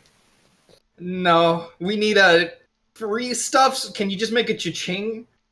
Can we do the cash representation? register cha-ching? Like A representative of Epitaph is going to come forward and say, "You have 10 minutes." Like a No! slot machine jackpot sound going off over and over again? Oh, we could do that, yeah. Oh, this is pretty good. No, this is terrible. It does make me feel like little gnomes are gonna come down the stairs and start handing us our stuff. Did you read the name of the song? Meeting a race of magical little people. That's amazing. There are no gnomes, Claire. Don't be ridiculous. Yeah, they're not real. Don't True. fucking tell them that. Is Tell who? Shay, are you on this map? I Did think we're Morgaine drag me in here? pretty sure. I'm Like, pretty he sure would he did. carry you with the group. Yeah, we can't just like leave you. Or is this another no Warforged shop? Yeah, I guess I'll stand outside. He doesn't like my kind. Oh, my That was- eye's fixed! No, I was gonna say, let me go ahead and fix Amazing. your eye real fast. Get out of here. 61 HP. What the fuck? Oh yeah. Yeah, they're very strong now. Oh yeah. I mean, I have a brisk 43 because I'm level 5. That's cool. That's like 2 Carnospheres. Oh no. It did hit for 28. That number's burned into You're my such a brain dick. as it is my body. All right, so I imagine that Morgaine and I are waiting outside, or he's brought me in. he was I'm just just, joking. I'm just a sack of potatoes, right there. There we go. There. You're in more danger outside than in here, if we're being honest. It's a lot of people out there.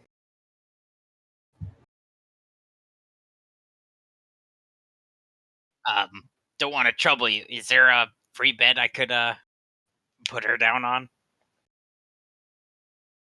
He, boisterous nature stops for just a moment, and he does let you know that you can go ahead and drop Shay upstairs where there is a couple guest rooms, but he darkens a little bit and says, but I'll have to request that you do not go past the second door on the left. First room. Okay. And I follow his instructions. Of course! Okay. Of course it's Morgaine that goes upstairs! Thanks, Morgan. Ah, he's the only one who would follow that instruction to the letter. How could you want And more he- secrets? I suppose that's true. And Lucian Latrout looks at all of you, beaming, goes, so, heroes of Epitaph, I dare say I know why you've come to my magic shop. And he You plucks mean up the pawn our from the magic counter, and he pushes it across. He says, I dare say this belongs to you. No charge. Ahem. You're right. To both of you.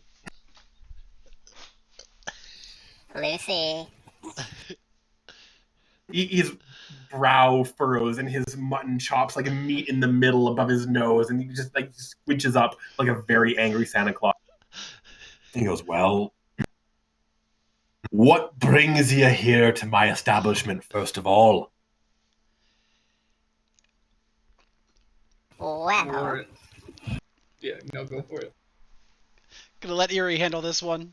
Yeah, we've obviously come to collect our share of the payment for the hunt of the Leviathan. Of course, he says. And Which I soon believe as would be a good 80-20 split for us, I believe. he pales significantly, I think that's mostly fair. Yes, absolutely. Would you say a 5% cut finder's fee, of course, for myself, since I was, of course, the first one to have sighted the Leviathan? Only if that goes into repairing the city. Here's what we'll do.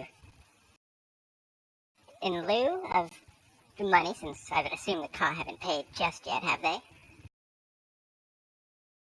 Well, they haven't yet been informed. I don't know who the Ka's contact person here in the city is, but no doubt they'll discover sooner rather than later. Perfect. So, here's what we'll do. In lieu of our payment, since we kind of have a boat to catch, we'll do some trade with you, and you can have that share worth of our gold when it inevitably arrives. And help ourselves to some of your fine magic items. Residuum! He says, I could be persuaded to part with a few of them, yes. But you see, we kind of need a lot of them. If you know, the people who kind of ruined your leg worse than it is, they're kind of getting away right now, and you trying to haggle with us is kind of gonna slow that down. Did you trade intimidation? Yes. Oh my god. He The did. moment where you're like, it's gonna slow us down, I got chills. Like, I just imagine Eerie, like, fluttering a little bit closer, a few inches away, and going, and you wouldn't want to slow us down now, would you? It would be a shame if something happened to your other leg. Like there's Oh like my god! running his finger up like the glass lamp, and then just at the top, just flicking it so that it sort of like rattles a little bit instead of. Mm-hmm. The whole, like, how interesting that yours was one of the only shops that wasn't destroyed. Easily fixable. Did you see me lift up an entire Leviathan? Yeah, no shit. Wanna see me do it again? Would you roll your intimidate for me, please, Eerie? This is going to be difficulty either 15 or 23, because you guys are on the new DC now.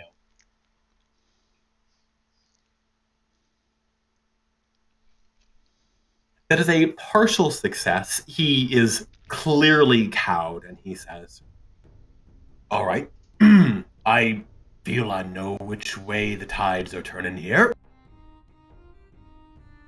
How about this? We'll let you make the decision for what happens with the Ka and the Ageless. I hear there's been some rumbling around the city that folks don't think they should have access to it, and if it comes right down to it, we'll sail some ships out there and make sure that they have to go through us first if they want it, or cut a proper deal. I'll give you final say, and I'll give you access to, let's say, 3,000 gold worth of items here from my magic shop with no strings attached. More if you have something you'd like to trade. And I'll throw in the pawn for free. And you can have old Stinky back there, and he thumbs a finger to the stink bug that rolls around farting on the floor. I shall be a moment with my compatriots, and I will get you the answer. Of I note, think it's a good deal. of note for players, just a reminder, we do have 1,000 gold of trade goods from the Ageless we killed prior to the Leviathan. It's 1,200. So, yeah, I can math. Actually, more gain. We got, so that would give us 4,200 total. I'd say we I'm asked for 5,000. To Curiously scrolling up, I can't find it. How much Residium do we need? 25 about- to do the first deconstruct and enchant.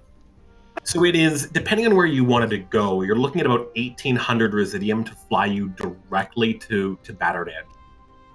It would be 600 to get across the Opal Trench, and it would be 1,100 to sail through the desert, basically exclusively, and make it to like close to the midway point to sort of catch up past where, or catch up to where Karna's group would be if they were on foot.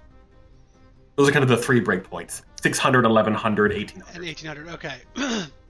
And we also I we think- need to find. It wouldn't be a bad idea to get Morgane a sword. Maybe that one that's not breakable.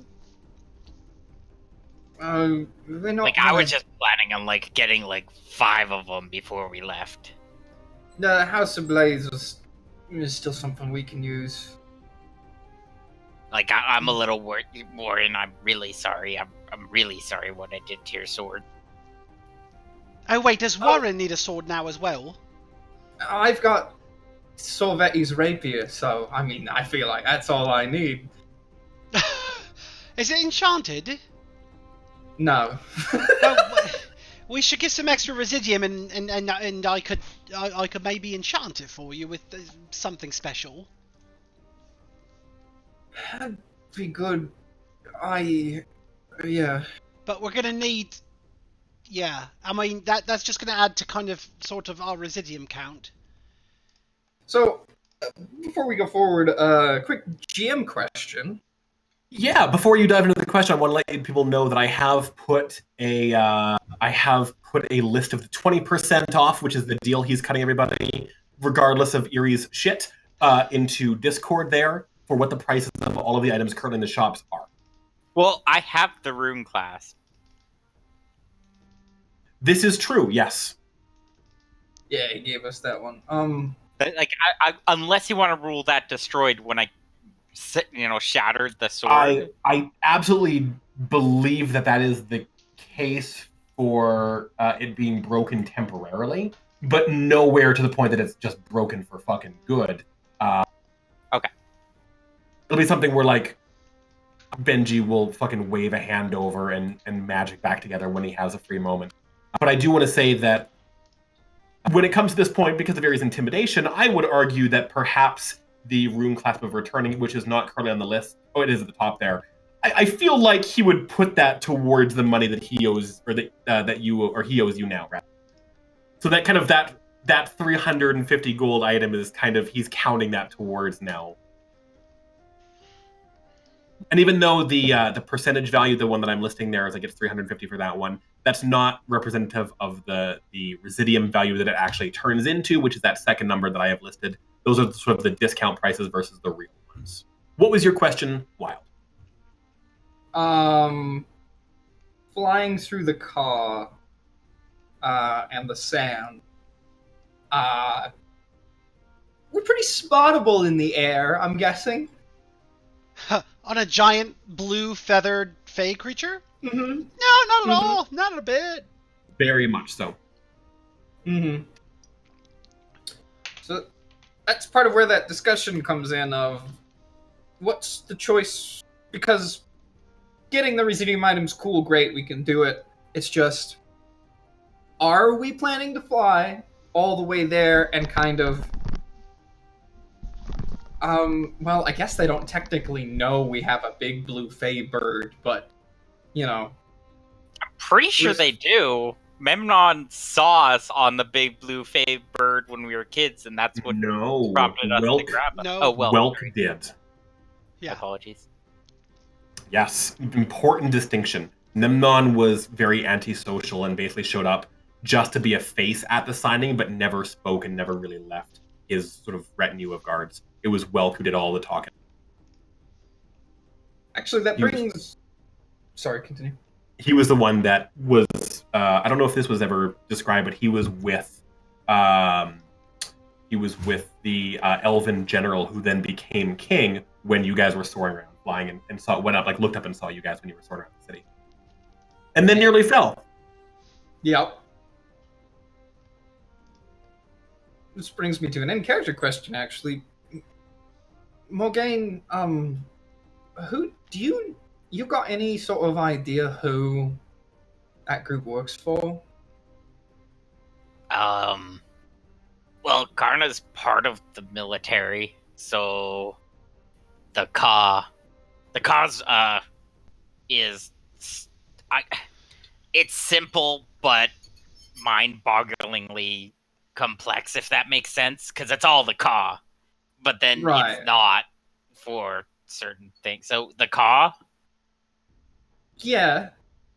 I suppose... I don't know. Like, Giswelk... I'm confused, right? Why are they sending such a tiny group to an area on their own territory? I've been trying to wrap my head around that. They tend to send Karna into things we're very much, or she was very much high helm. I'm obviously not. So there was a bit, she got to do some of the dirty work for them. When you say dirty work, do you mean like assassination? She never talked about it. I'm just trying to sort of figure what... Because, like, they had a lot of support from Carl, right? Like, they messaged back and forth, and they're not being punished for what they did. So I'm just trying to understand. The What? when Warren is speaking, Kyvius would kind of give him a hand signal and just a around the room, and then would lean over to Eerie next to him and go, "Do you know? Could you maybe negotiate us a private place to speak?"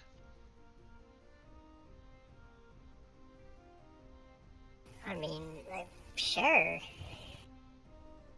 Go scare the piss out of him again. Do you mind if we go and use your basement? Just for a moment. He Trout looks back as if surprised, even though you can tell he's not, because he's, there's not really much he can lose himself in over the course of the minute. And he goes, Captain Grant, I'd love to be of assistance. I don't have a lot of space at the moment currently, although just a few doors down is Morrigan Darkchild's Alchemy and Bakery if you need to spend a few moments there. But I promise you, you're in good company here. I can lock the door if you like. My accent has changed a lot in the last few minutes. I swear to you, I did not notice. He, at this point in time, he takes this opportunity as if, to take the initiative to roll across the counter. Oh, please don't hurt yourself. It's a hard process. It scatters things everywhere.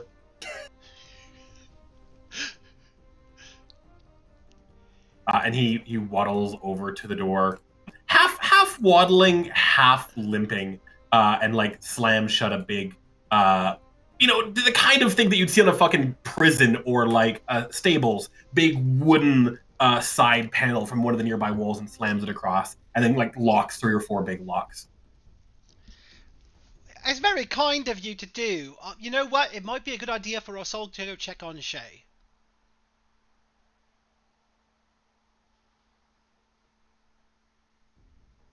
Yeah. And I'm gonna head up. And you said don't go past the second door, right?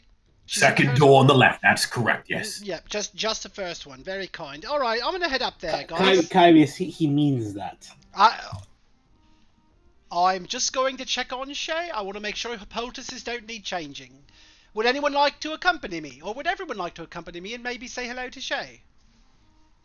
Yeah, that sounds pretty good. All right. I have a bluff score of 2. Would you roll a bluff for me? Me or Warren? Everybody. Okay.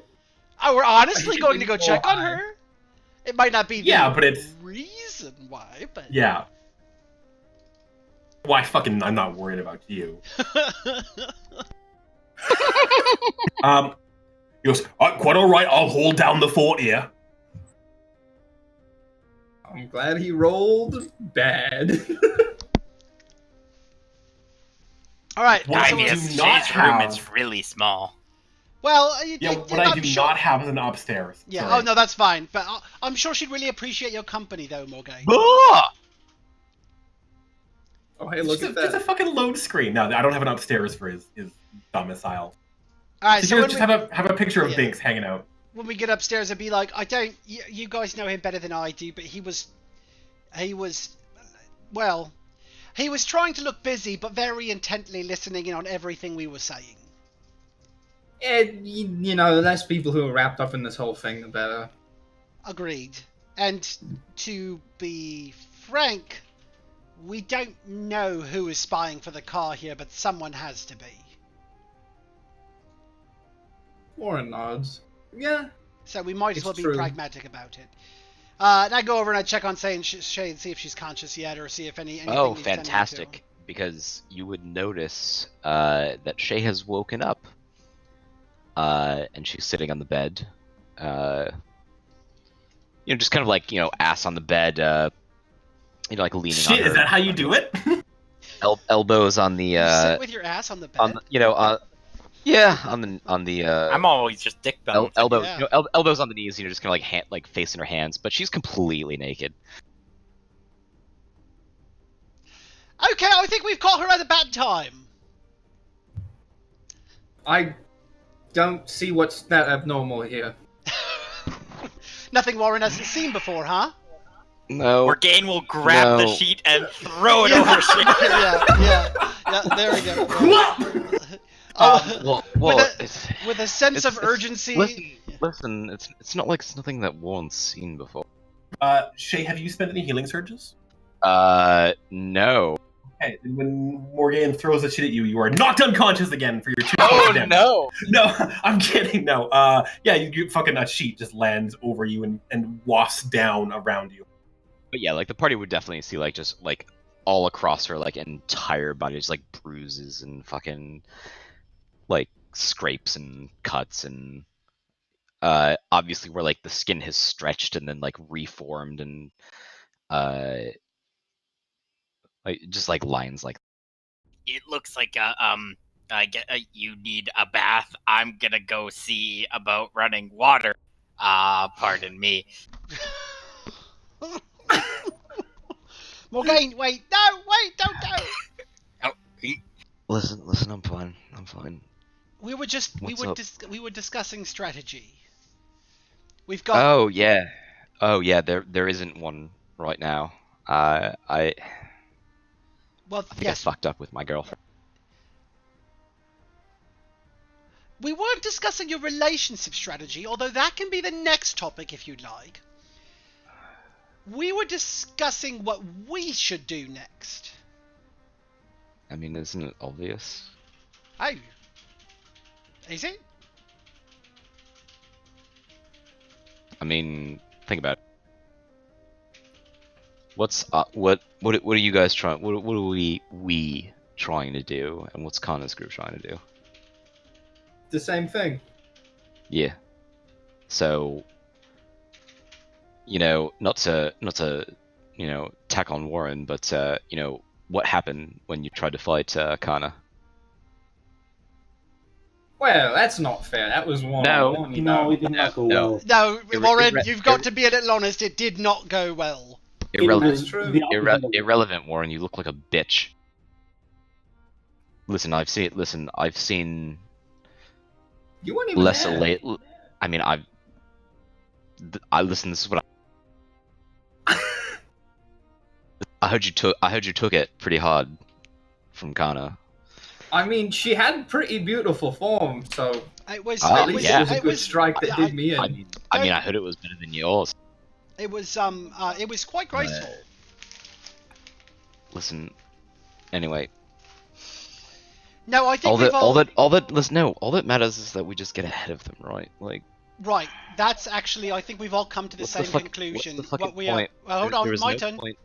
All right. I think we've all come to that conclusion, Shay. What we're trying to find out now is what is the best way of doing it, and what kind of strategy. Like what we've got now is we've got Zaglebite. We need a little bit. I think we all could use a little recuperation, but what we're trying to determine now is A, how do we achieve that by getting enough residium to fly that far, and B, if we have any resources left over, what else do we need? What else can we get? I mean, the obvious answer is that you pump Latrout for it. Like, he's easy. There's a different part, though. The only important thing we got to remember is that, so I'm pretty sure, I'm like really sure, that Kana's group thinks we're dead, right? They think. What makes We you think that, by probably- the way? They saw us sail directly into the mouth of the Leviathan and then sailed off. You should. You know what? I don't. I am actually gonna stop you right there. Do you know what fucking old man would have to say about that? Is you assume so fucking much. You need to assume that they know that you're still fucking alive because frankly, you're a pain in the ass. No, they That's don't. So it's you good. you need but, to assume that they are just they booking their asses likely know towards I'm alive. wherever the. Huh? Well, you take off his right glove. This is a mark that when Karna gave me. It's she used it to message me before. So, What did you've you got a say? mark on you that Kana can track you with. I'm not sure if she can track, but I don't know. I'm not good with arcane stuff. Could I take a look at that steel?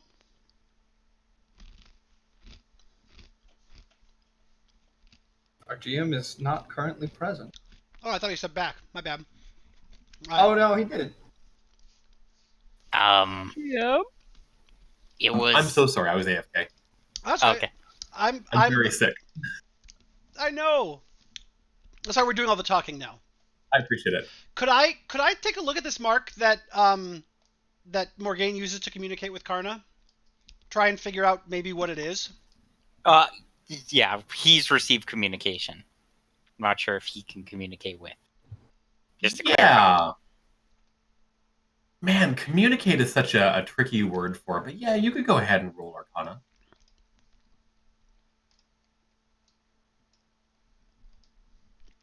I don't know what our new DCs are. Can I roll craft to know what his fucking gauntlet does? Oh, 15. Is Okay. gauntlet? The glove. The thing that they're talking about. The same thing Kaivis is talking about. It is a Bond's mage symbol that would denote one of like there's a bunch of words of power, right? There's like power word shield and power word protection and things like that. There's like some really, really dangerous stuff called power word kill, which is basically the Voldemort equivalent of like Avada Kedavra or whatever, which is just hot, you're fucked. But there's a lot of lesser ones, and these words have always been useful because they have been able to convey very complex ideas with just a single Moxia symbol. And so this particular one is has been put on Morgaine's right hand. Again, I missed the conversation here, so I apologize if it's been corrected since then.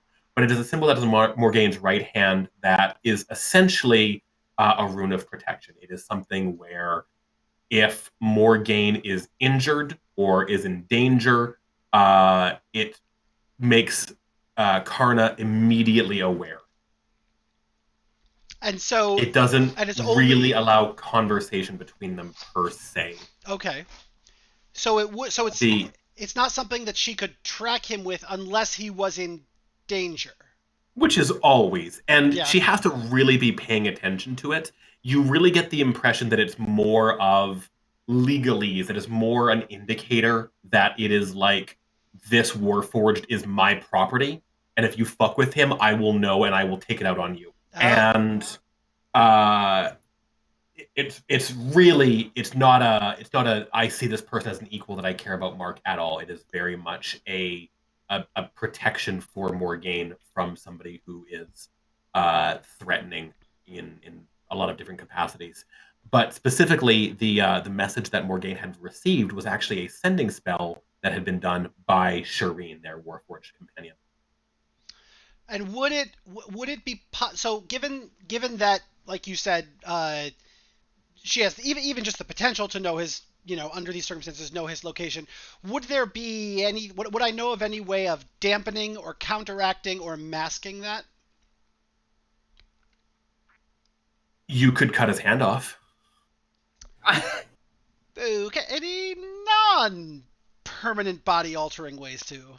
You could get the Bonds Mage to add it initially to remove it, or you could use the ritual of disenchant magic. Not the spell for magic items, but you could use like spell of there's rituals that are out there that you don't know that basically nullify magical effects. Yes. Okay.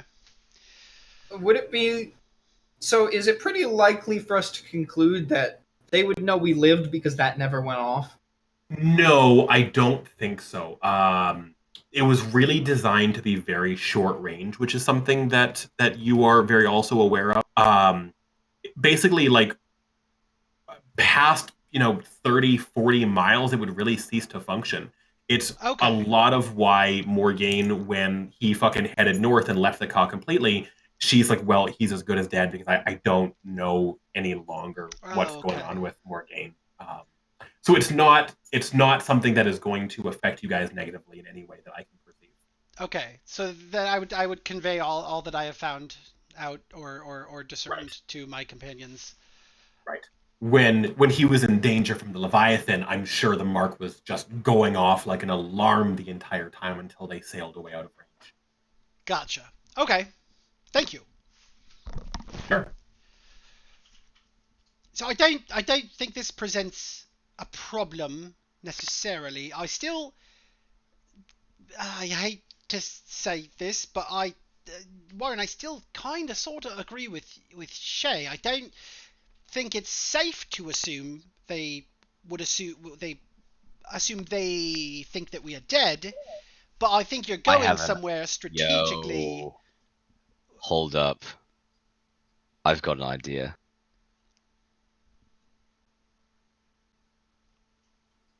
What if this mark on his forearm sent a message to Kana that he had fallen? Oh, I don't think the mark can do that. What if I used a hero point combined with magnetic residuum?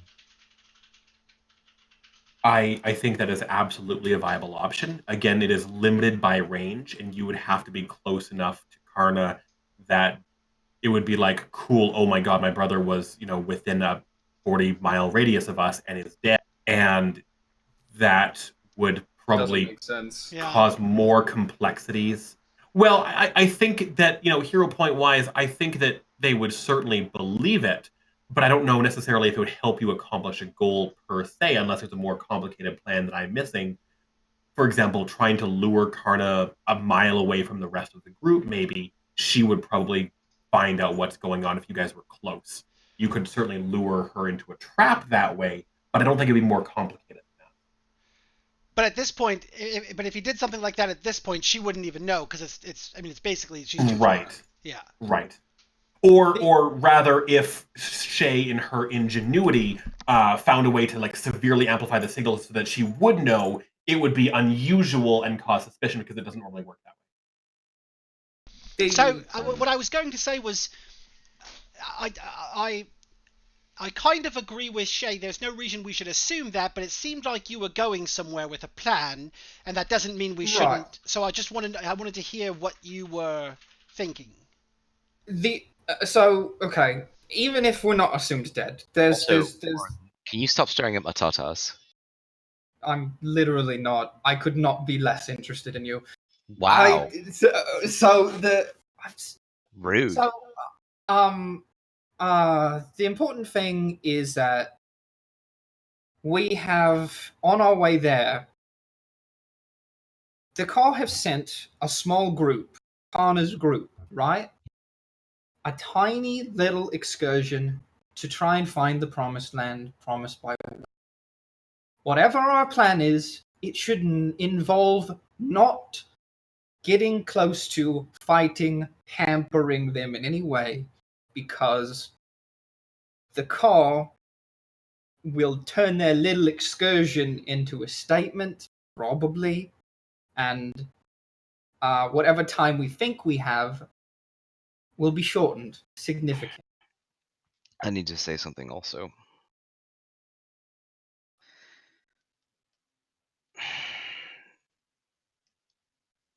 You know what they're traveling. Right. They're traveling with what I'm rapidly coming to conclusion of is an an imprisoned form of a boy that I once crushed on, Polo. Oh no. If any of you think it's okay that they're doing this in the moment, I will never forgive you. It's sick and it's twisted. End story. That is the caw, yes. The I don't know if you I noticed, Shay, but they're not just doing it to Polo. They're doing it to Kana I know as well. I know it's fucked up. They're doing something. I was sort of under the opinion. I need the time to figure out how they're doing that. I was. I need the opportunity. I don't think we have the time. But You but need to but be still. I know, but I know, but also if I go west with y'all, if I go south, I'm not looking West. at the map right now. Southwest. We I know can't where we're guarantee. going. I can't guarantee that things won't get violent with that group, right? We're trying to avoid that. I know we are. I don't want to get violent with that group. I know that fucking Morgaine loves his sister more than anything. I know that you guys are cool with like Zoltanol, but like I can't promise that I'm not gonna shoot Garrow or I'm not gonna shoot Polo or I'm not gonna shoot Shireen of Dal Kark or whatever the fuck her name is.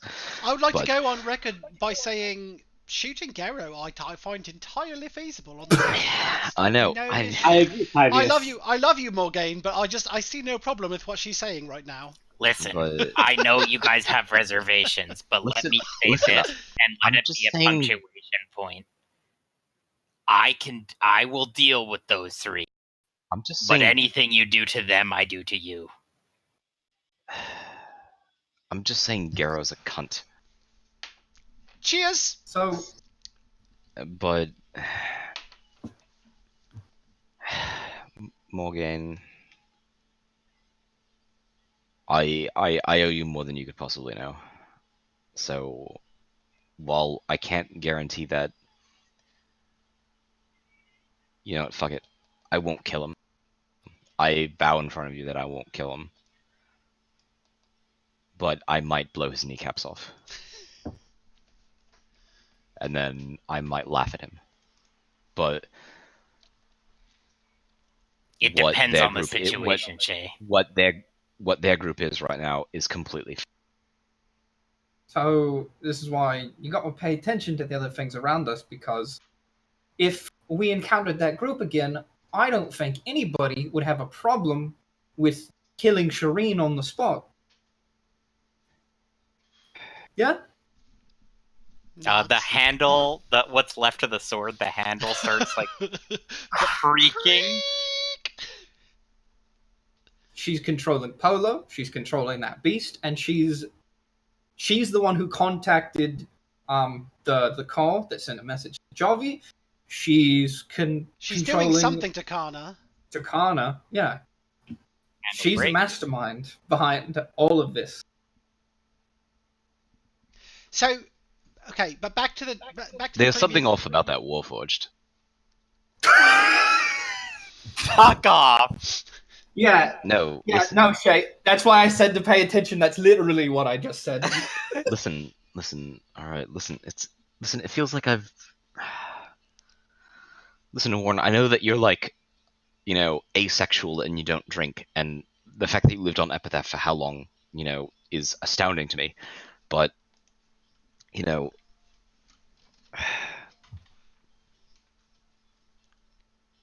Uh-huh. just something is off. First About of all, Warren? No, she has a concussion, Warren. I don't think she's all here That's right true. now. That's fair. I'm not. That Dust Hunter from the tent seemed interested in me. I don't know if I'd pass on that 100%. Yeah, but would you bang her? Maybe. Can you wait? Stopping you? Shay, you're making Morgaine blush right now. If I could just ask really quick, I know I'm beating a dead horse, but back to a topic we were currently discussing. Apologize. No, it's fine. We are the kings and queens of non sequiturs. Do you think, Warren? Okay, so here's what I see as the problem. We're going to fly on a giant blue feathery birdie fey creature across the ocean. How do we disguise ourselves in order to be a little more surreptitious? Do you have any thoughts in that area? Sorry. For a long time, I was kind of thinking, that might be hard, but I actually think our best solution is just to take a little wider berth so we don't run into Connor's group. They don't know we can fly on a bird. The only thing we have to prevent them from doing is seeing Morgaine hanging from the bomb. Like, I'm sure no one brought it up in conversation or one or time, 2 times. It's fine. Why don't we just fly like 10 feet off the ground? What do you mean? Wait, what? He So suggested it's fly harder low. to see. We just fly close to the ground. Oh, so you can't see us from a distance.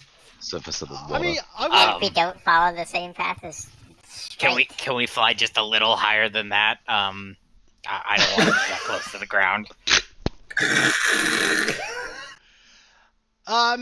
Well, so I suppose it's something that we could practice. Low altitude maneuvers tend to be more difficult for flying creatures. I only say this 'cause that sound that Wild made of just like of his laughter right now. That was the sound of Morgaine getting fucking knocked through the goddamn rocks of the desert, getting hit with every cactus. But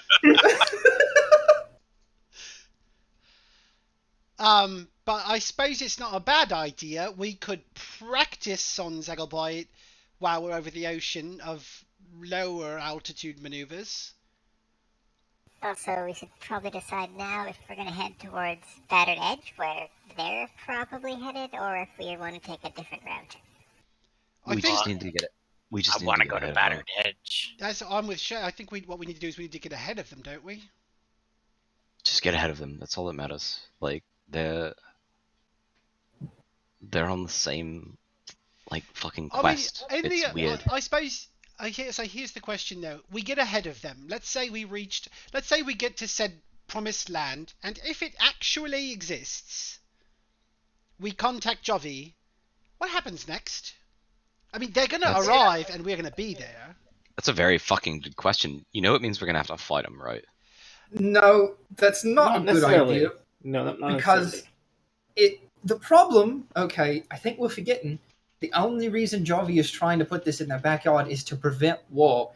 If we move Highhelm closer to the car, that's worse, not better.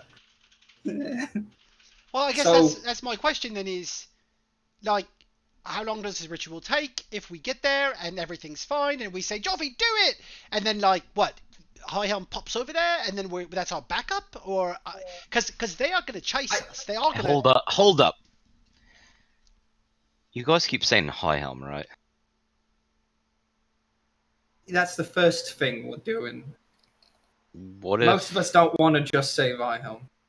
I know, and I know that, like, I just bowled my eyes out in front of you all, and... What if we just built something new? But, the people, Shay. Take them all. Save them all. Shay, I am with you 100%. How? We'll figure that out. That's the same. That's risking their lives off of a theory. I'm not betting people's lives. I'm not saying we bet people's lives. I'm saying that we... No, you are. You're saying don't do the teleport, the thing that will save people's lives, to try something else. That's betting people's lives. Yeah, I'm saying, what if we could get everyone? We could. I mean, I don't want to go too far down this path because I feel like it's something that we could discuss maybe on the back of a Zegelbite. But as it stands right now, the only mystical plan that I've heard in order to rescue a large amount of people from being overrun by the car is Jovi's plan of teleporting them all, just popping them all over into new space. I don't have the kind of arcane knowledge to put together anything on that scale or even a greater scale for all of the citizens of the Orderlands. I don't even know where we would begin, and then finding that knowledge I imagine would take, well, quite some time. I'm just not sure how we would get them all other than what Jovi's proposing. Well, think about it. Like, what's gonna happen? Like, we're gonna teleport everybody from fucking Highhelm into like the mountains of the car, and it's gonna be like, well, what the fuck happened? And that's what everyone's gonna want to know. Like, what is the answer? Well, I don't think that. I don't I think don't that I don't think that the plan that we're undertaking is done by reasonable people. This is a desperate plan. I mean, No, it's fucking crazy. Exactly. We are quite literally a last ditch effort. So that's We're actually after the last ditch effort. yeah, yes, thank you. I think that anybody with a sanity of, well, a beetle would know that this is absolutely nuts. We don't even know if the place that we're going to exists. That's why we were sent. But I think that I don't think that anyone has found a better option, and I'm not entirely sure that we're capable of finding one before Highhelm and the I Orderlands feel are it. overrun. I've got a gut feeling I've got a gut feeling that it exists. That's fantastic. Yeah. So So are we selling this Leviathan Where- car or not? Because that's Are we- kind of a pressing thing. What's the pressing like thing? Sorry, I didn't hear. the Are we going Leviathan to for the let car. Epitaph sell the Leviathan corpse to the car? I don't think we should let them. That's a terrible fucking idea. No, but guys, we learned. Did we learn nothing from Jan Zavos? Okay, so we say the Ka can't have this. What if the Ka want it? Are we going to risk all of Epitaphs while we're running off and are to save Highhelm and the people? We're just gonna risk Epitaph over Ageless Body. I mean, As bad as selling the corpse to them is, it kind of kills three birds with one stone, right? It, one, gets enough gold for us to get rid of our debt. It helps Epitaph rebuild. And it gives the cause something to have more attention over, right? So we can be more easily Hold slid up. Det, what the fuck are you talking about? At this point in time, We spent Well, a we'll lot talk of gold about it to later. save Epitaph. You what now? Don't worry about it. It's, yeah. we sold Uh-huh. our souls to the devil. Oh. Yeah, I'm sure Saigar's being dramatic. We had to purchase a few magic items to help us take down the Leviathan. And Oh. Epitaph has promised to pay that debt anyway, on the Oh. assumption that they sell the corpse. Who'd you buy that shit from? Just the bonds mages. Are you fucking serious? I have dealt with the bonds mages since I got on this island. Oh, you forget that moment where they almost poisoned the fuck out of all of us. Shay, stop it. Without that stuff, we're not here right now. Yeah, I did the job. We did what we had to do. I think we should definitely discuss moving on because we're losing daylight here. We need Shay to get. If we can get Shay rested, we can leave immediately. I don't think we stick around for too long. Whatever we're doing, we can't dawdle. I mean, Well, we're gonna need some time to break down pay that fucking our items. pay anyway. that fucking debt off. Yes, Shay. You're cutting in and out on your mic. You pay that fucking debt off. The last thing I want to deal with is the goddamn Jan Savos. Oh, don't worry. We'll be dealing with him in the future. Oh, yeah. It's nice to see you care about something, though. That's a change. It's been a while.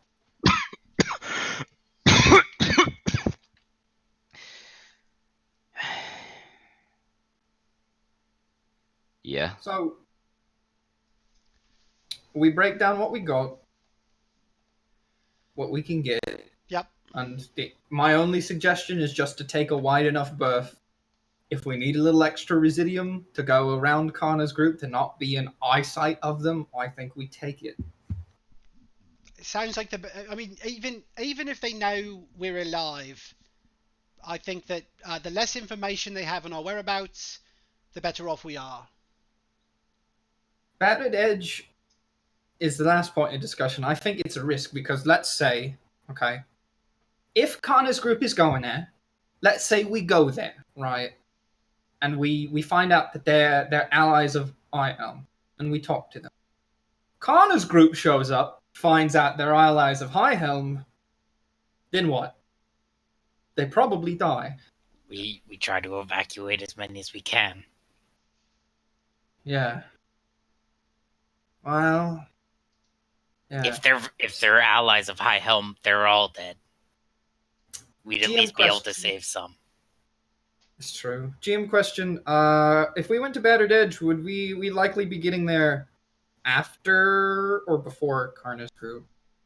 It is so dependent on how much Residium is actually spent and sort of the path that you guys take. It's hard to say, but yes, I would say that Battered Edge would be a point where you guys would be able to, assuming that they're keeping solid speed. I think that if you were to cut a hard diagonal across the ocean completely and not sail over the desert like south, go to the port, and then kind of loop around like they have to, I think that if you guys are going like hard diagonal line, you would get there first. But again, that's that 1,200 Residium that we've been talking about, 1,100 Residium, give or take. Let's say 12, nice round number.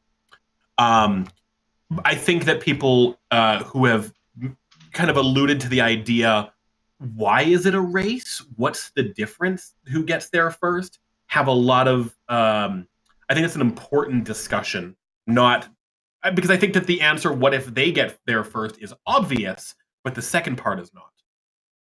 Yeah. What if we get there first? Yeah. Yeah. How does that help you? Yeah, that's what Yeah. Yeah, that's kind of what that's what I was alluding to. Like, what do we do? Well, no They're matter still what gonna come happens, attack us. No matter what happens, we're gonna come into conflict with Kana's group. Morgan, are you okay with that? Not necessarily. I think that's not true. I think it's gonna fucking happen. And I think you're like deluded if you think like it's. If it happens, you leave Karna to me.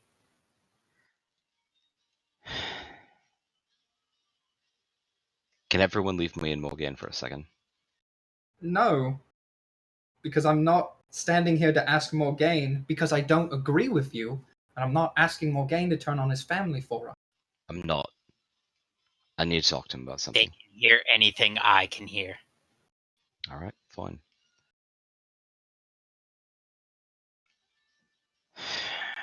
Morgan, what the fuck happened to your eye? What? Well, like, this is all my fault. I could have tried to stop her, but I believed that if I continued to get stronger and gave her opportunities to do better, What she happened to would. your eye? Oh, a guy threw a rock at my eye, and it broke. I'm gonna fix that, but there's something that I need you to. And there's something that I need everyone else. God, fuck. I have to stop keeping. You do. Yeah. Morgan, do you remember when I prepared you in my clock tower? Which, doesn't exist anymore. Sadness, but. Yeah, that was today. Yeah. I know that's hard to believe. That was today. It is. Lots happened, Warren. But Morgan, you remember the conversation that we had about, and Shay's gonna look up at everyone. We had a conversation about what Warforged can feel. Mm-hmm. And I jotted it on you. And I said that you don't feel anything. Yeah, Morgaine can't feel. You don't. You weren't there, but it was Saiga, I think Iri, and No, Morgan. this is just a well-established fact. No, we know Morgaine can't feel. I think I could fix that. I think I could give him the ability to feel again. That's really great, but you're losing focus. But here's the problem. It'd make him able to be controlled by the Serothian. Okay, so we don't do it. Wait, But why? hold on. What is keeping him from being controlled by the Serothian? So to jump in for a brief moment here, it is very clear that when Morgaine was being repaired, this is something that like Zect found out. Um, you know, this was sort of the apex where a lot of the old models of sort of the Serothian guards and things like that were being added with like additional functionality where they were trying to really enhance what these warforged were capable of. Shireen is an example of one of the ones that is of course much more advanced.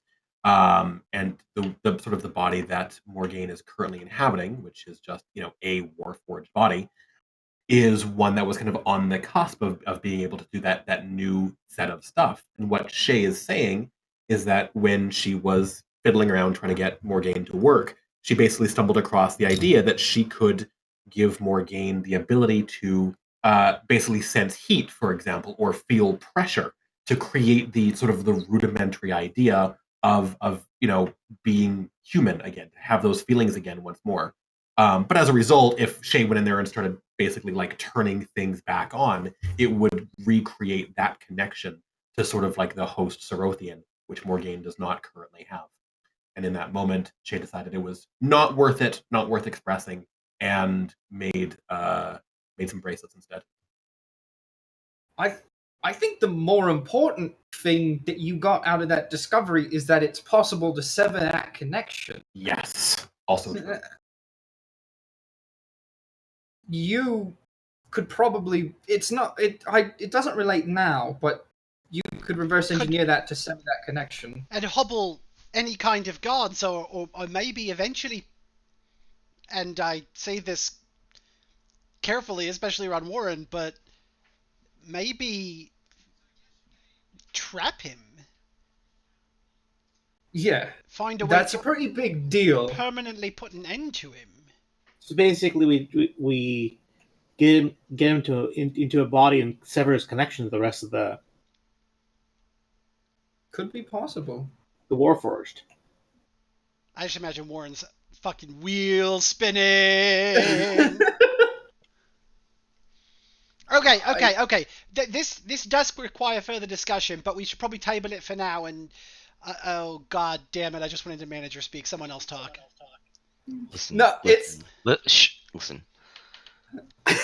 Zach, I'd like you to stop shushing other players. It's really getting on my nerves. Sorry. Nobody does that to you.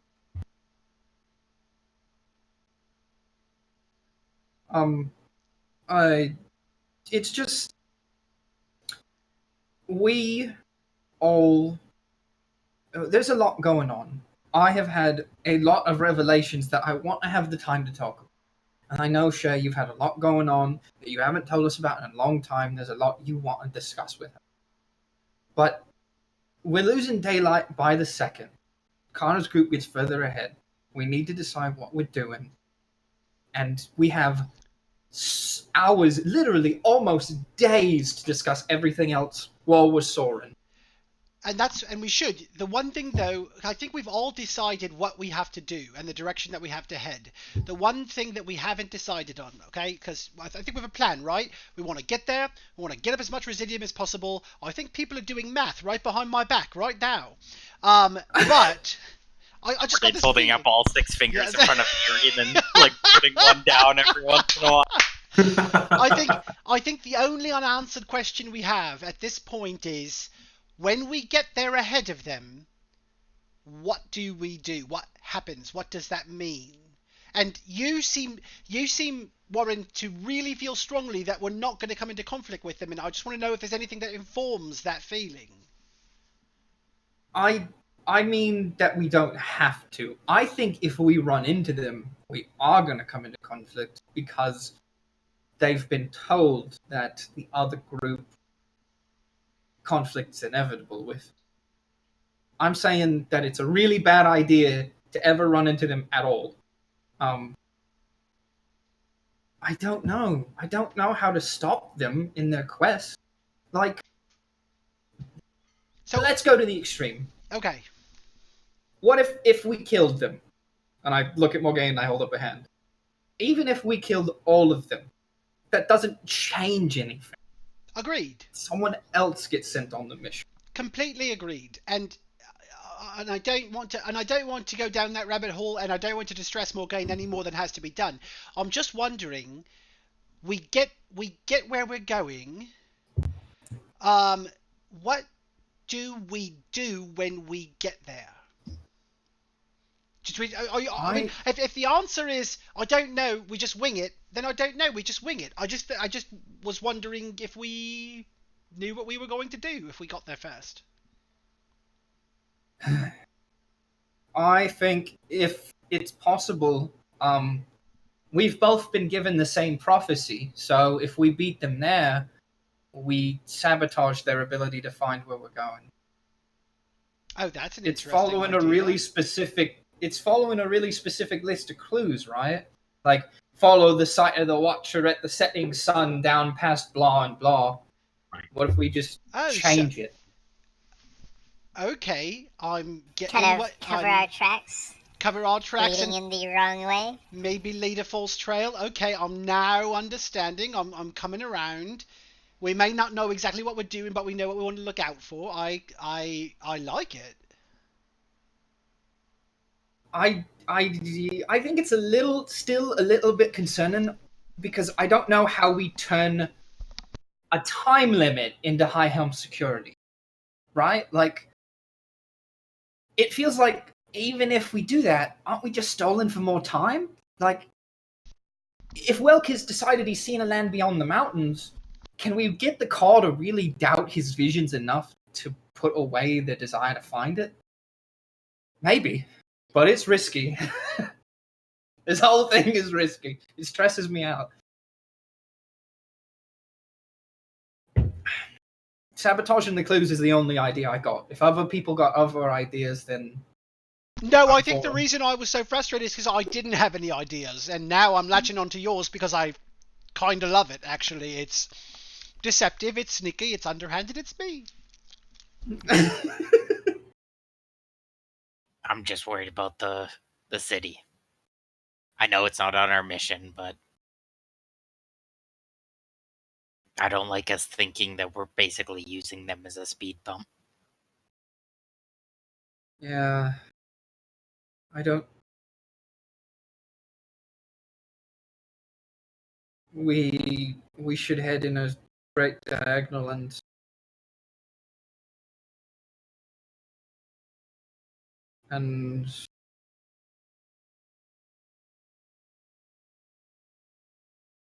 let's start breaking down items and think about what we'll do with Battered Edge, because I don't know. Okay, I want to Let's do hurry. an I want to do an errand really quick, but I'll be back in like 15 minutes. You don't need me for any of the rituals, right? It's okay, we'll have a long time. Yeah, it actually takes a long time to break down a bunch of items. Cool. I quoted like 20 minutes. Not sure if it's actually going to be that short. It actually doesn't. Yeah, Those of you who are looking at the magic item ritual that that Kyvius has, not as opposed to the 4th edition one, it's only 5 minutes as opposed to an hour per. Oh, excuse me. Yeah, we don't get to see the one that you have. I know. Yeah, because you don't know it. Disenchant item. 5 minutes. Okay, so it'll be like 30 minutes. Yeah. Maybe a little more. I don't know. Morgaine, are you sure you're going to be okay by yourself? I can handle myself. I know, but if you recall, we decided we shouldn't really split up very much these days. You're right. And I guess I owe you because you dragged me along last time. So if you want, you can come with me. Oh, that's adorable. Sorry, I will. I should shut up. There we go. Okay, Friendship. so back downstairs. Oh, hang You're on. just gonna start. Yeah, I want to see what all this preparation, all this map that was done behind our. I want to see what this amounts to. I'm very excited for this. Okay. Are you ready, Steel? I am really quickly before you fucking dive into math stuff. Just want to clarify, Shay, is she getting dressed coming down? What's the plan with there? Yeah, she'll get dressed and come down. Okay. In the general's clothes, or does she have an extra set of clothing, or? Nah, she's gonna steal something out of the. Oh, okay.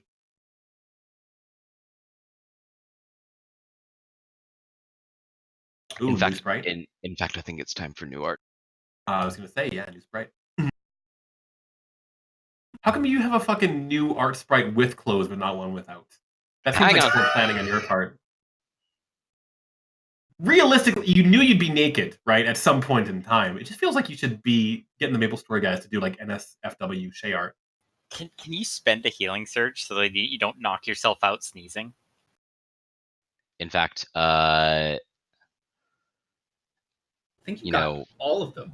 as Shay comes downstairs, obviously, Warren doesn't care about titties. I think you're her titties. Important distinction. I'm not Vander.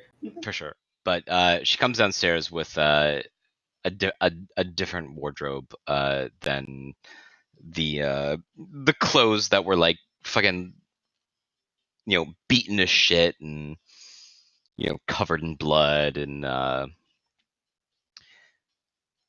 ripped from like where like body proportions were like radically altered at like on a moment's notice. But she took some clothes from Lucian, and I'll throw up the full art in the Discord channel. As you come down the stairs, Lucian looks up at you and then runs his hand up his tongue, and then through his hair, and then goes, Ugh. Scheherazade, as I live and breathe, you're the spitting image of my second wife. Oh god, stop that. Please no. A little bit thinner, but we can fix that. Oh my god. I hadn't realized that turning into a hunter thing was going to be so literal. Man, I am going to die. that cape is... I should get a cape. No. They're very no. freeing. Oh, right, you have a... Yeah. They're a horrible idea. They get caught on everything. Does it... Saigon has a cape. Am I the only one now? I guess Small Game doesn't have a cape. I don't mean to be making a big deal of this, but are you planning on wearing that out? I mean, are you gonna do the laundry on my old clothes? I mean, they kind of look like shit. Oh, all right. Well, listen, Shay, this brings up something that I wanted to ask you real quick. Then, are you familiar with the Bro Code? No, I don't have a dick.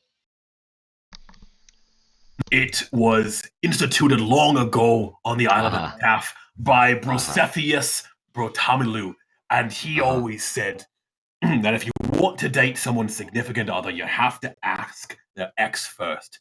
And so, hat in hand, I want to let you know that Fable has let me know that she might be staying here for a period in the foreseeable future. And I just wanted to let you know and get your express permission if anything happens between us, her and I have your blessing. And in exchange, the contents of my wardrobe are yours. I won't be needing them. Oh, that was the condition. Oh yeah, I'll kill you. He pales a little.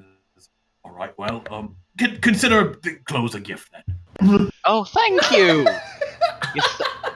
You know what? I knew to put my trust in you. I knew that Erie had said that you were, a smart proprietor of a shop who would graciously award, those who, defended their fucking homeland.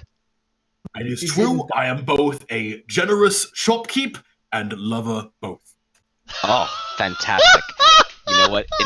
In fact, you know what? I bet like all of the great shit that you have, would go remarkably towards this quest, this embarking that we're on. And as mentioned, I've promised I will certainly be willing to part with a few select pieces. Now, I think you can do better. O'Berry, what did you have in mind? I think you. Well- I think you could knock it up a little bit. I think it's what we're about to experience. Yeah. You wouldn't want to upset Fable, would you? These ageless pieces we'll be trading for the armor of tragedy. And I'll fly over and to Saigar has a bag of holding right now, does he? Kyvius does. Or who has? Oh, then Kyvius, Kyvius. I'll flutter over there, grab those out, drop them on the desk, and go and grab the armor and Sounds pull like it a into one pile. Okay. Yeah. Thing was gathering moths anyway. No offense to present company, of course. What exactly is the Kraken Hunter's garb? Oh, it's powerful chain scale armor, he says. All the perks of scale, none of the drawbacks of chain. It didn't. Yeah. Destroy ships, become a titan of the sea. And don't let him. Don't let Eerie. I believe in you. And I'll flutter over and grab the Apicus sword next, drag that into the pile. All right, you do not drag the sword, but I imagine that with some assistance, fucking like pixie dust levitated over and it crashes down to the ground. No, I'll shrink it. Oh, okay. By the way, when doing the math that you have all been doing back there, you did account for a botched roll or two, right? Do you guys know how the spell? Yeah, we should have enough. Okay. Then I'll Yeah. grab the Green Class of Returning. How did that get back here? He says, must have returned back to my shop when I wasn't looking. It just shows the powerful magic within. Then the Rainfall Cask. Well, hang on just a second. Yeah, he says as you add this to the pile. I feel like there's quite enough. Oh no, listen, Lucy. Then the Coin of Dusk and Dawn. You're right, you flutter that on over. Then the Kraken Hunter's Garb. Yes, Wait, we definitely think we need the Kraken Hunter's garb. And finally, the Second Skin Amulet. You just got all the items except the ion stone. You know what, Lucian,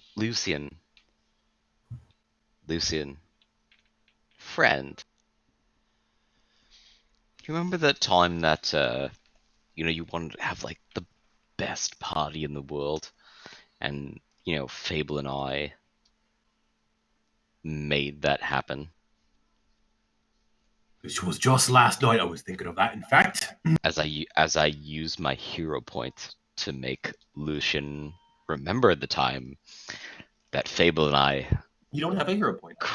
made it. I do actually. You have not yet had an No. extended rest, and you used it previously. You were talking to me about that during the Leviathan. Oh fuck! You're right. Yeah, none of An us have them. excellent I don't thought, think. however. Ah. Yeah, it got used for that thing. Anyway. Okay, Trout, you've added that all up. That checks out, I think. I I don't know, I didn't count. well, I'll tell you what, he says. I could certainly see myself parting with a few of these items, but certainly not all. If you'd be willing to pick out, let's say 2 or 3 of them, we could certainly make a deal, unless, as mentioned, you certainly have more to trade on your side. Look, I'm pretty sure we agreed on 4,000. Captain O'Berry, I respect you a great deal, but I've been doing this for a long time, and I've been dealing with the bonds mages for just as long, and I know when I'm getting food.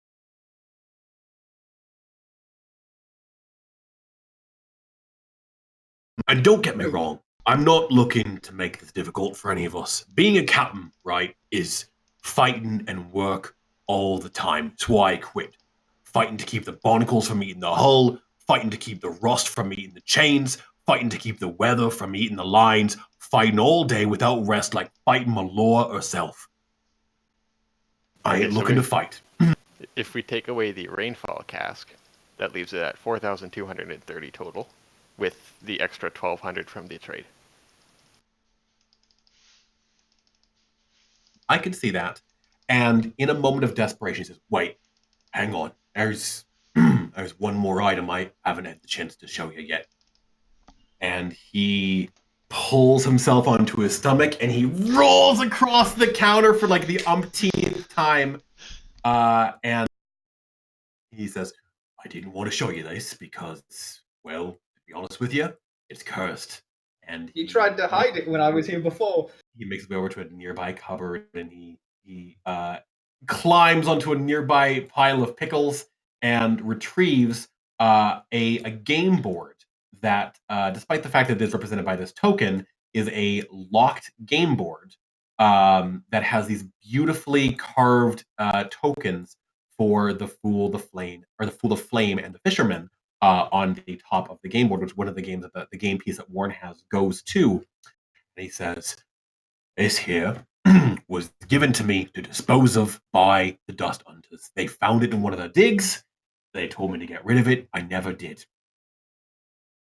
One time I opened it, right? And ever since then, I can't get the thought of playing it out of my head. It consumes me all day, every day, all night. The only thing that scrubs my mind free is thinking about sweet, sea-born titties of fables. And there's just, I don't want to give this to anyone, but if I had to give it to someone, I'd want it to be someone who could take it far, far away from here. And to that end, and throw it into some volcano. You know that our plan with most of these items is to turn them into dust, right? It's like, true. Right here in front of you. No, I do. I understand completely. But if you leave me with half my stock that I can help the city rebuild, I would throw in this for free. Too powerful, I think, to even be disenchanted the way you folks are planning. Far beyond the standard magic items I sell here in my shop. Could I look at it and tell if it is unable to be disenchanted? You could roll Arcana. Yeah. Why can I never find the button when I need the button? That's pretty good. You can tell that this is a fucking full success roll because the DC 23 is the hardest one. It can absolutely be disenchanted. You wouldn't get much from it because the game board itself is not really magical per se, other than it has magic that reminds you of like teleportation or movement or planar magic of some type. But you also know that there is a spirit who is bound to this board of significant power. Okay. That's unnerving. Yeah. What? It's cursed, but I would toss it in for free if you let me keep half my stock. That's all I ask.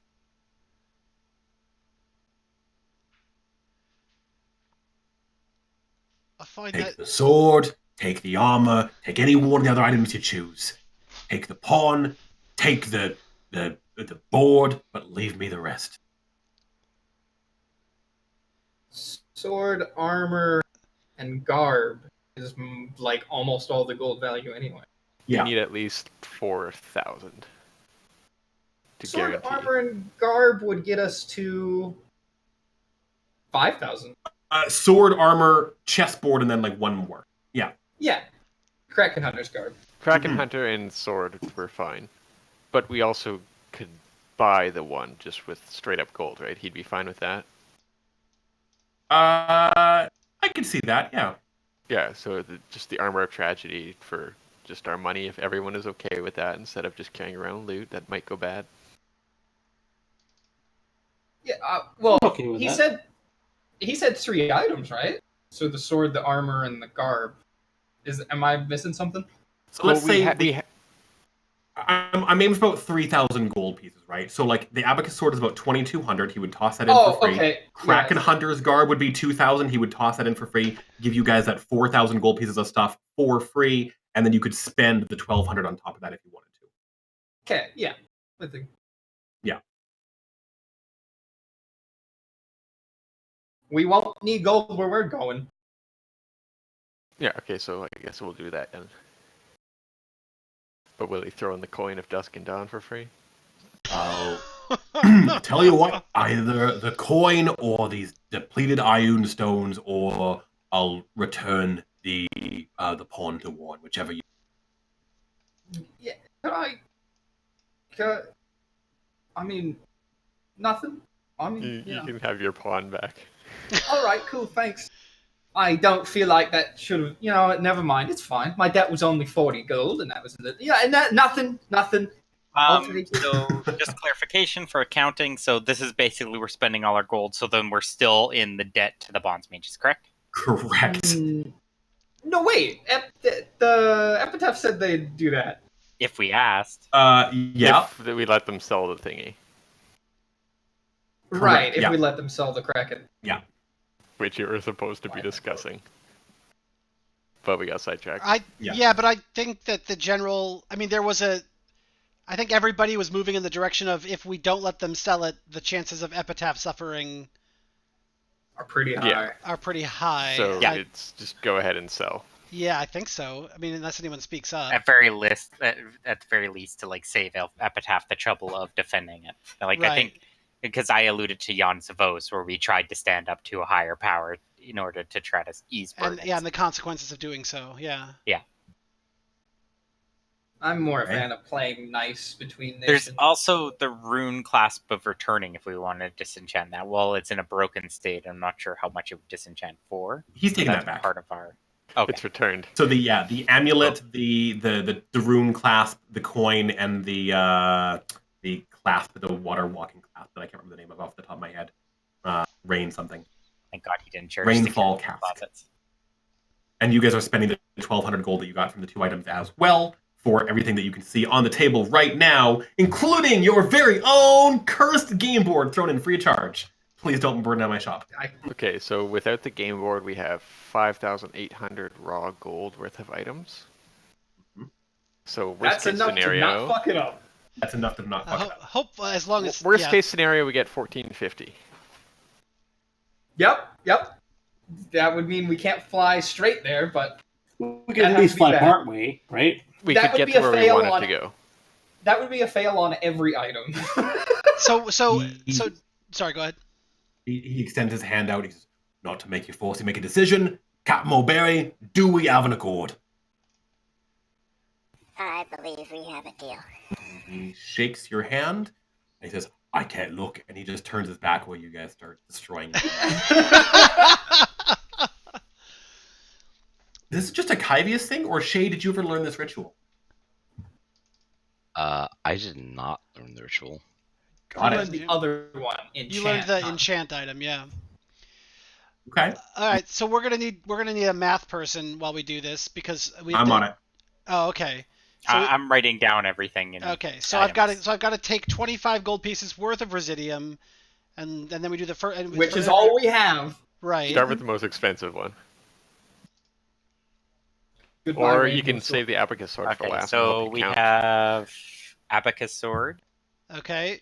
So is it how does this work? Because it doesn't tell me what the DC is for each of the percentages that we get back. Yes, it is an at-level DC. So because you're level 6, it is difficulty 11 to succeed as an easy check. Anything less than that, or if you're rolling that one, it's gone. You're fine. Difficulty or DC 15 is an average. You get 50% of the gold back, and then DC 23 is you get the full 100% back. Okay. Okay. It's pretty good. It's pretty good. It is pretty good. Okay. As long as it's a lot more generous. Okay, here we go. Item number 1, Abacus Sword. Is that what we're saying? Yep, 2,200. Do you want to link the cards before I do, or do you guys have it all? No, just I don't want to see them. Fine. I don't want to see what we're destroying. Yeah. So guys, we can make it to Epitaph. He rolled it. Or we can make it. We're done. 23, so that's half. Oh, That's 50%. So- yeah, 23. So you end up getting 1,175 residium. That is including the 25 that I'm already subtracting in that value. 1,125. Okay. What's next, Erie? Kraken Hunter's Garb for 1900. Is that the daily double? One second. Also, if you'd be cool to like describe Kyvius melting this shit down. I feel terrible though. Magic items. I love magic I know. items. I want them as each one pops up. Yeah, I want- feel pain. I know. I want this to be like 100 as businesslike as possible. 1,125 residium for sword, Cool. correct? 175. 75, thank you. That is that was hysterical. up, and we had to spend 25 for that Yes, ritual. I So included minus 25 in the reduction each time. So you're just Thank you. adding Oh. 1,125. that Yeah, is awesome. super handy.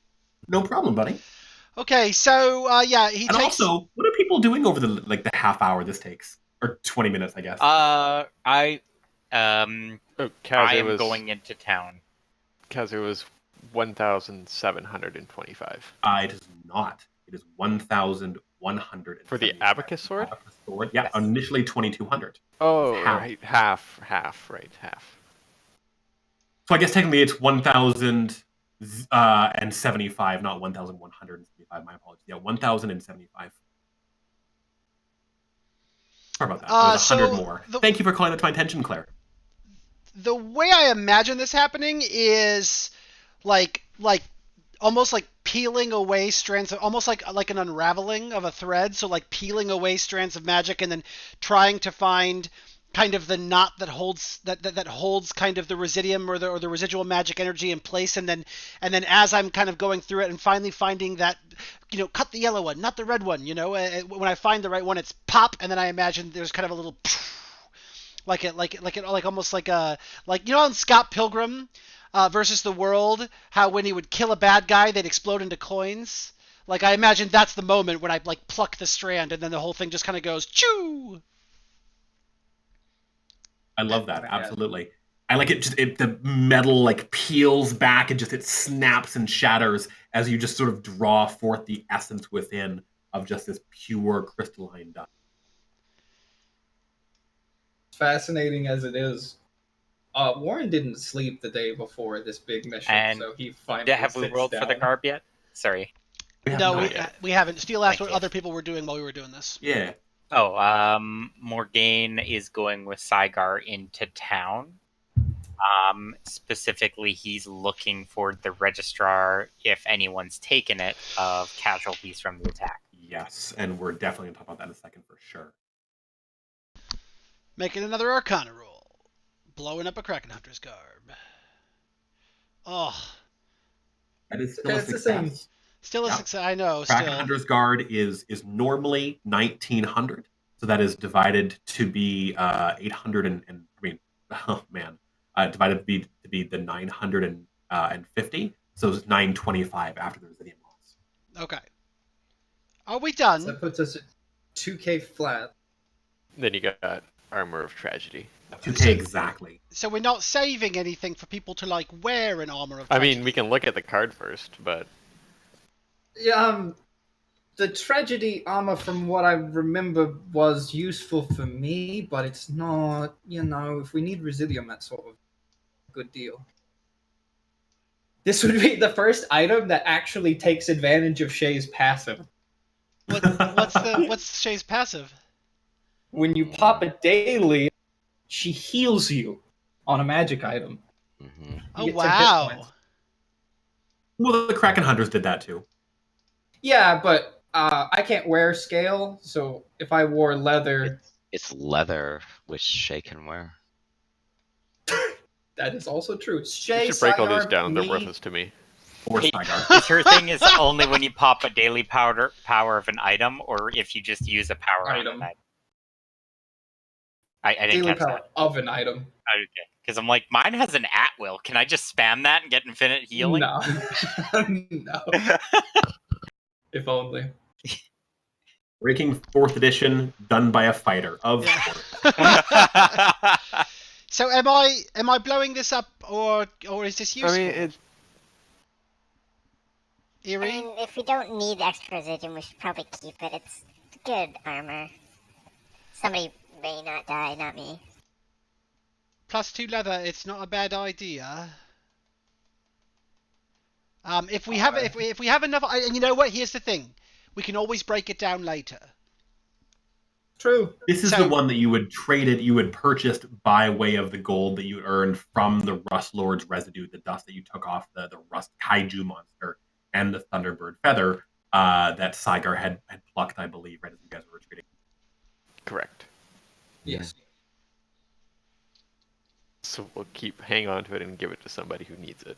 All We can right. hang on Or to it can use because, after all, like, who cares if one more light goes? Who cares if what? Nothing. No, I really couldn't hear you. We'll be alright. Okay. In the meantime, I'm gonna hang on to these, and I'm gonna. Pocket the cursed board game. After I make it very Alright. small. Sure, 1 second. And you are cursed immediately. Oh my god, keep it away from Warren. Keep it away from me. I'll do it. You would jump into the game immediately, wouldn't you? Oh my that's God. the armor of tragedy. That's 1700.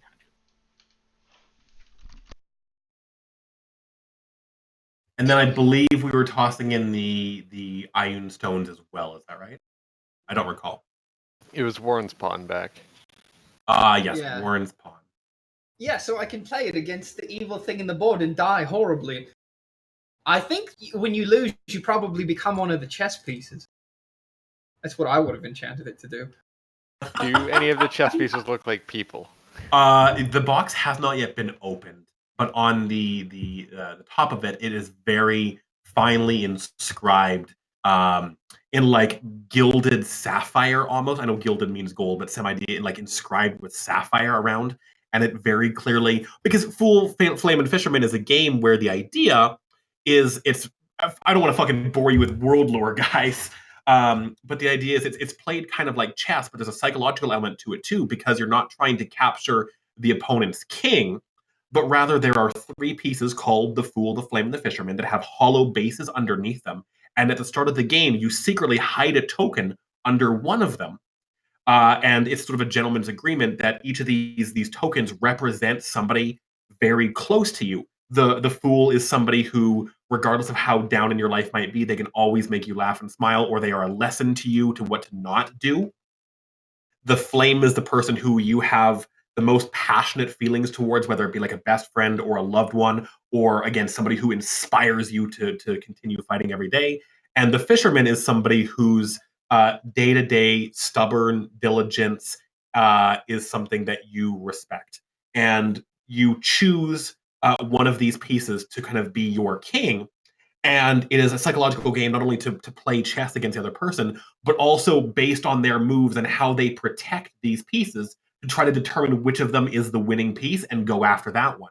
So generals will use these pieces to sort of settle disputes where they have in the past, and like elven generals of yore will use this game to keep their military acumen sharp because of the idea that it has this complex psychological factor as well, where you are playing it truthfully only if you are imagining that if they were to sort of like take one of these people, it would, be the end of this person in real life. And in fact, ancient, really, really high-end elven duels of this game would see that if the other team, like if they take the Flame, for example, and it's a representation of like your loved one, and they knock the piece over and it's revealed that was the thing that you cared about most, at the end of the game, you would also lose that in real life.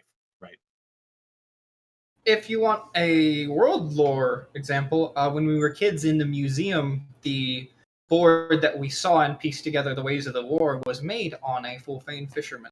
That is correct. It was made on the board. Shit, I was muted. That was where you did the analysis, wasn't it? It was a replay of the war between the nations, like back from the very first session. Yeah, because Warren plays that game a lot, or used to at least. Oh, Correct. that's I said keep the super board away interesting. from me. And you'll hear it pronounced both ways. The Elven refer to it as the fool, the Fane, and the fisherman because they don't believe that you can ever truly be passionate about somebody or nobody else can. That passion that inspires you is not something to be like deeply respected. So Fane is instead a reference to somebody who is near divine in your life that they care about. But people don't really use that word a heck of a lot in common parlance, so that most people refer to it as the fool, the flame, and the fisherman. Either way is correct. The triple F game, as Penn and Teller would refer to it. FU, FU, FU. When Kaivius' Eerie tuck it away, he would traipse up to her and say, "I just want you to be careful." To her. To him, sorry, damn it, the voice, the fairy voice. I know. I just want you to know, be careful. When I examined that earlier, there's a very strong spirit attached to that board in some way. I'd love to take a look at it later if you don't mind, but just watch what you're doing with it, because there might be more to it than meets the eyes, or just being cursed. We could get I'm an just gonna ally make if sure we. it's safe. We could get And an to ally keep if it we away beat him in from a him. game. We have to challenge him to the devil's game. I have No. a piece that would reveal everything about him. Lauren? Yeah, okay. Lauren. Do you have like a lockbox or something, or like something, can you like magic it away to another plane so he never ever ever gets close to it? I can make it very, very little. That I can't. You'd still play it. it.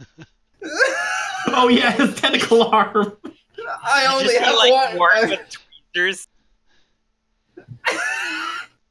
The box was already locked, wasn't it?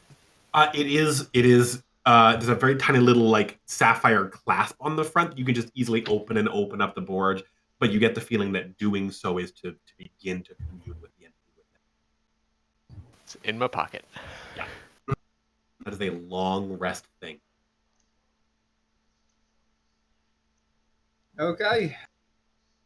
Well, we've got our Residium. Thank you, Latrout, for being here for this horrible pain you endured. Honestly, it's my pleasure.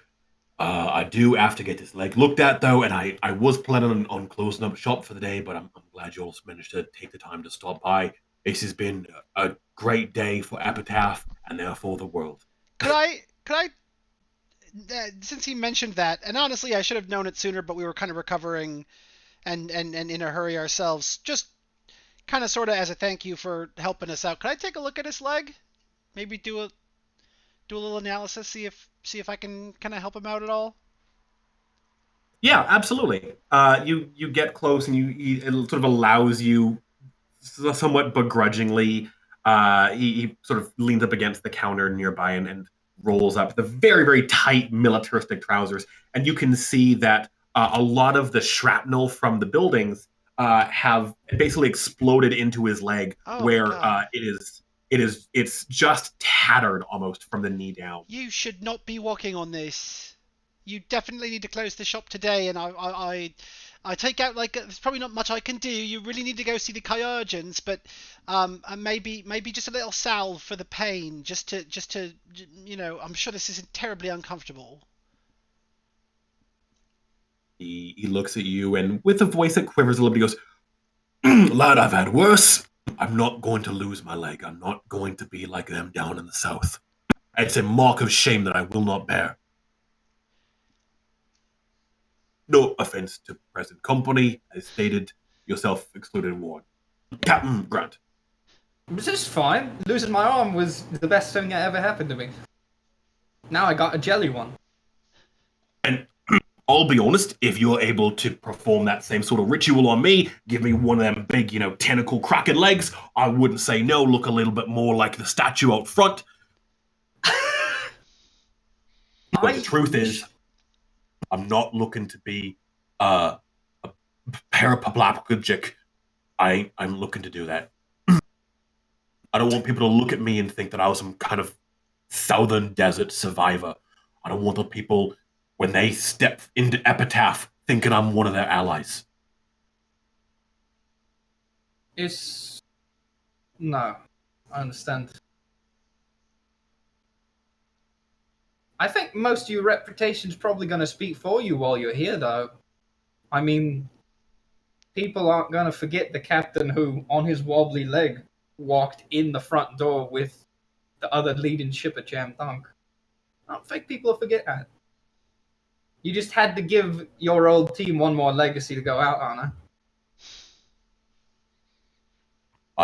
That was the goal. And again, as mentioned, not the worst injury I've ever sustained. And he sort of lifts up the side of his shirt as well, Kybius, and you can see that he has like this massive fungal rot in the side of his stomach. He goes, "It's haunted."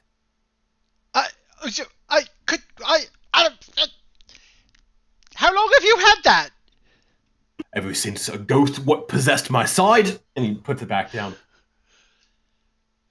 Yeah, okay, so in addition to the Kyurgens, I expect you to go see an exorcist before you open up this place again. Not many exorcists on Epitaph, which is a damn shame given that the slogan practically writes itself. But I will take your words under advisement. Thank you, dear sir. All right. And now you've properly cleaned up my shop. I'll be making my way out to the party then. Can I help him put his items away? Yeah, absolutely. So he doesn't have to wobble around and get on shelves. What a fucking sweetheart you are. Yeah, 100%. You put them back where they belong? Yeah. All right. Not some monster. Not pulling a Jester. He shrinks them down and puts them all in his pocket after pretending to put them on the... He watches you pretty careful, like. No, I'm not gonna steal things. I'm just saying, he watches you. I watch me too. Hi, Biggs. Well, if that's everything, I think I'll be going. Thank you all for your patronage. Thank you for inspiring us. And Warren, I'm pretty sure I'll be hearing from you both again. You better believe it. There's more in Epitaph's future than that. You know, there's something to note real quick, my lad. And he looks at you and says, you know, when you're not here, right, when we're doing the Blessed Hunt and you're not here, it's all just silence. People spend their days fishing, repairing. I mean, there's there's already too many mouths to feed here, and we're already running low on food. We've been blessed more than the mainland ants, what with the oceans being full. But we can't be growing the population, so people can't even fuck their frustrations out unless it's with, one of the Eladrin or the Eladrin or the Elven. Those two of those are the same thing. I'm sorry, it's been a long bloody week, and it's only those folk. They seem like they get to choose whether or not they bear kids, but we can't really do anything with our time other than wait for the next hunt. And if you're promising people something greater than that, something that's going to take them away from their homes, you best damn well deliver. This is all we have. Have we ever failed to deliver before? Not as so many words, Captain Mulberry, no. And you've got a point. I want to impress upon you, folks come here all the time and talk about how Epitaph don't really matter. Folks don't really recognize the contribution that people are putting their lives on the line every bloody day for here because they don't see the ageless, right? Well, they are going to damn well see that one, and then they're going to know. But ever since we started this, right, we've never been doing it for recognition. And when people show up and tell us that what we're doing doesn't matter, we have to turn a blind ear. And it gets tiresome. So if you have something greater for the people here, you damn well better mean it. I've been trying for years to show them that there was something better and that they did matter. It just took killing a big worm out in the ocean for them to know it for themselves. I don't know. I think even now they're not completely sure. This is our life. It's to celebrate, to fight, to die, to celebrate the hunt, to celebrate the death, and to start all anew. And it's what we've always known.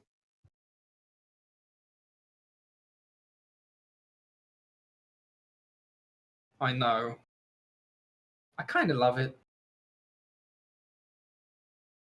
Before I go, one last question for you. Is Scheherazade, are you still with us? Yeah, what's up? What kind of flowers does Fable like? Oh my god. It's nothing like what you're thinking. I'm just gonna put a few in the guest room, make it feel at home for. Put winter blooms. Winter blooms. Think I've heard of that. All right. Sure. Thank you. Thank you kindly. Yeah. And with that, he leaves, and I imagine that you do as well. It's about that time. About that After time. Morgane gets back from his errands. Yeah, I was actually just going to pop over there. Let's see if there's anything else you'd like to add before I sort of end today's game session with Morgane and Saigar. I don't know if there's anything I can think of. I gotta blow shit up. I'm good. Actually, there is one more thing that I wanted to mention. Benji, would you Yes? roll a saving throw for me? Oh, why? Cloak of Oblivion. What'd you say? Cloak of Oblivion. It's been a day. Oh, yes, yes, yes. Actually, I was gonna remind you about that. Oh, no, I didn't forget. I just wanted to make sure it wasn't interrupting a moment. Wait a second. Just a 1d20 10 plus. Yeah. For some reason, I actually thought I had Yeah. Hey! That's all I wanted to say. Yeah. Thank you for reminding me. Sure. Saigar and Morgane, where are you guys at? I don't know my way around the town Not. that well, but I'm going to attempt to find, like, I guess I'm looking for, like, almost a city hall or some record-keeping place. Like, Morgane is just looking for, like, he's been in towns before, so he has a general idea, but I'm not sure if he would be able to know where he's going. So this might take longer than he quoted, because he's pretty like, oh yeah, I'll just walk downtown, and then you realize, yeah, fucking Epitaph is confusing. So he's wandering around a bit looking for, like, a registrar or something like that. Now, I know what you're looking for, but just to clarify, like a registrar of citizens, basically. Yeah, like he's looking for a place where he thinks the triage was recorded. Okay. Yeah. There's not a lot of like civic areas or official buildings here. There are no like embassies, for example, in Epitaph. It is like alley to like muted log work and stonework of buildings that look like, again, a lot of them have been abandoned, not nearly so many as in High Helm of people who have just like bailed and started heading north. But there's no real like city center. And as you start sort of making your way through the city as best you can, just trying to find information about the people who have passed in this recent attack.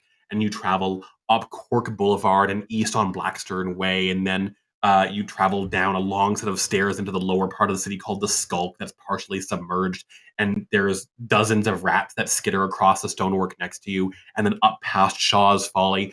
Eventually, as you and Saigar trek through the city, you see that there is a long, long procession of people that is led by like a group of people who are banging on drums and just like howling like songs of victory for these people who are being carried on, I can't remember the name of the word, but when like a paramedic takes your body.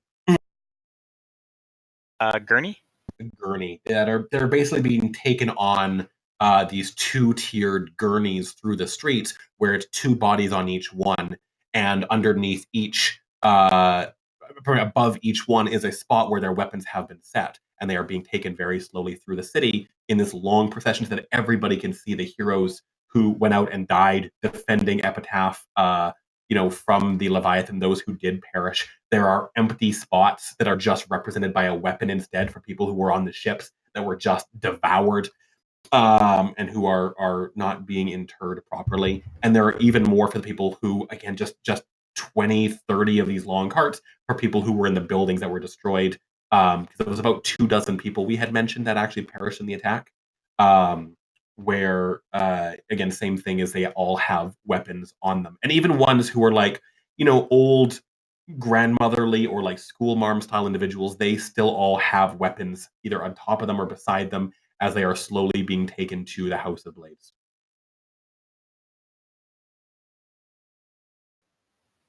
I guess I'd follow it. That's the best indication of what I'm looking for. The House of Blades itself is not necessarily a religious location. It's basically this massive cathedral that's all stone and metal work, which is basically like part tomb, part like tribute to the dead. And as you begin to follow this procession as best you can, there's a couple of people who like look at you like they're going to say that you're not allowed to come with, but they recognize you immediately and they follow along. And once you get inside, you can see that they are basically being um, brought to what is basically a massive furnace for incineration, where there is a bonds mage who is performing like rites and rituals over each one to prevent them from ever coming back from the dead, as just sort of a courtesy to the people of Epitaph, even though it's unlikely to like raise a zombie from their ashes. Again, part of the culture and rituals here dictates that once they're gone, they're gone. I wouldn't interrupt the ritual, so I'd just sort of wait for it to complete. And once it's done, I would sort of the bonds mage looks like the one in charge, or is there more? He's the only one left in the city for sure. Okay. Then I would go talk to him after the procession was completed, as I wouldn't want to interrupt the actual process. Yeah. The only other person of religious significance who appears here appears to also be another winged deva. You had seen her previously, where she was also she's clad very lightly, but they're in robes of station that signify that she is a worshiper of Erithus as well, and is just very quietly saying a prayer for each of these people as they are unloaded off of these gurneys and then sort of tossed unceremoniously into the incinerator, where more love and respect and detail is paid toward their weapon, and it is very, very carefully like cleaned and shined and coated with oil. And like he has like residium within 2 fingers that he uses to rub across the weapon just to make sure that it will never rust or age, as it is then placed up against one of the nearby walls and found a spot here in this complex that has just hundreds of battle axes and scythes and dwarven nunchucks hanging from every possible spot.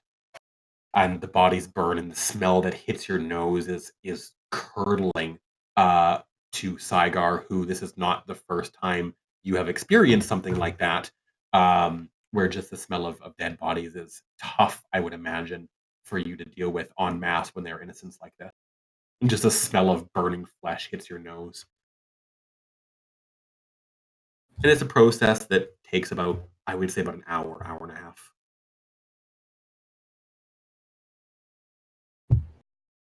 Like being present for a long religious ceremony at church where each person is named. They have a moment who they discussed, like they are survived by their family, and then they are chucked into the flame, and their weapon is lovingly crafted or lovingly taken care of and placed with the utmost reverence somewhere here in this building. And when they are done, the bonds mage, just kind of brushes the last bit of residium off his hand as you watch some of the precious sparkles just get lost to the air, and makes another tally in his little book and closes it up and says, "So, how can I be of assistance to you?" Well, one, thank you for your service here, and honoring them. But I was looking for a list of all the dead on the attack by the Ka. He taps the book in front of me and he says, "You've contacted the right person then, and No need to thank me. Nothing is truly pro bono. Name your price. In this particular case, information for those who have lost their lives would, of course, be disrespectful to require any currency. How may I help? It was my sister that attacked this city. I believe you are your family's keeper, and although I didn't attack it, I'm sure there was periods in my life that I could have stopped it from coming to fruition. I think the least I could do is remember their names. He lets out like this just exhale of breath. He says, "For a moment there, I was expecting that you were going to ask me to toss you into the fire as well. Not an easy burden. I would be more than happy to oblige." He opens his book up again and he says, "We start here, just the start of the previous page. Not as many dead as the ageless butterfly attack of 438. But," and he starts at the top and starts going down the list one by one through all of them.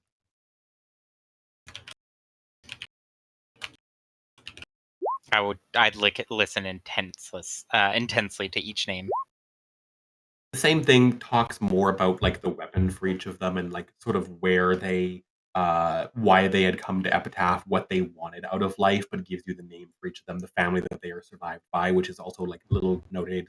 And again, it's about 27, 28 names total. So it is a mouthful and it takes quite some time for him to go through. And he says, "Can I provide you any more information for any of these individuals in particular?" No, but if that could be transferred to a parchment, I feel I need to carry that with me for some time. That, he says, and he flourishes a quill, which again is also just like beautiful and fancy. That can be done for a fee. I charge 5 gold pieces per hour of my time. Let's say round this up to the nearest hour then. Sound fair? Of course. Wonderful, he says, and he begins to start like taking each name and copying it over to this, again, very nice piece of parchment. And then when he's done, he says, "Roll to blank." Sorry, do I know what that means? Sorry, I apologize. Do you want it rolled up or do you want it just left flat? Rolled up. And will you be requiring a water-resistant carrying case? Yes. Then that will be 3 gold for the case and 1 for the parchment, This guy thinks of bringing your everything. total today to 9 gold pieces. Here you go. An absolute pleasure. Can I offer you a business card? That too is pro bono. As wonderful as that would be, I think this is all for today. Thank you. Very well. Let it be said that there contains no magic within that parchment. You understand the terms and conditions of dealing with the bonds mages, and have yourself a wonderful afternoon.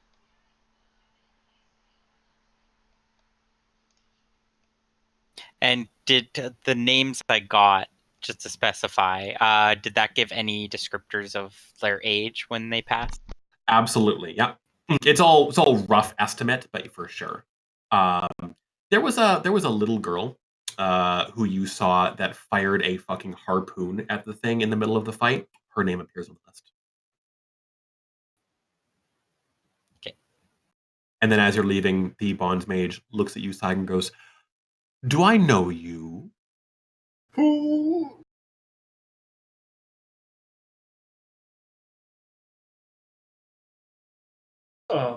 Ash is not here. Silly me. The tension. And then Well, never mind. I must have just imagined it.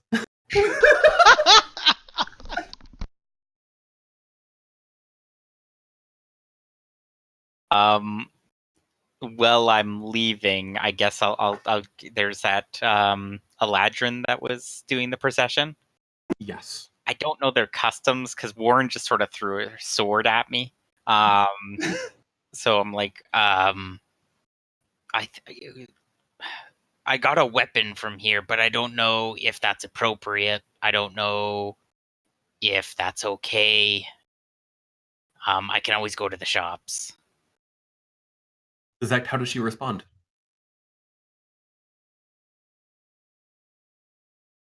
Wait, what?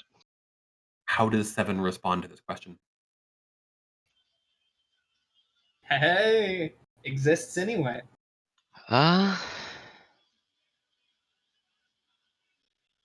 Take what you will. Thick Russian accent. Here we go. No, ready. Take what you will.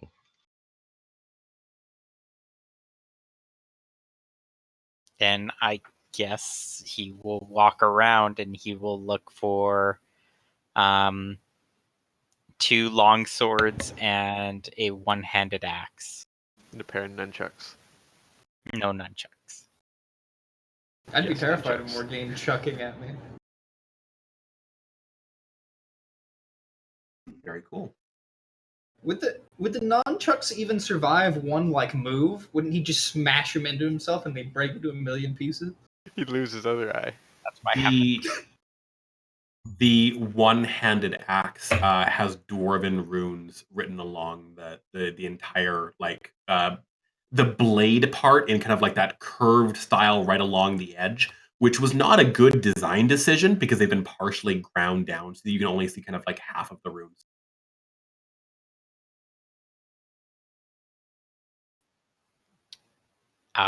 He will inspect it, make sure just like the edge is sharp, and he will bow Very. slightly because he doesn't know the procession. He's like, thank you. And then you'll put it on his back, and then he'll grab the swords. And again, once he takes it off the wall, he'll hold it horizontally and bow, and then put it on his belt, and then grab the second sword, bow, and then put it on his sword, and then look at Saigar, he's still not here, right? I have no idea.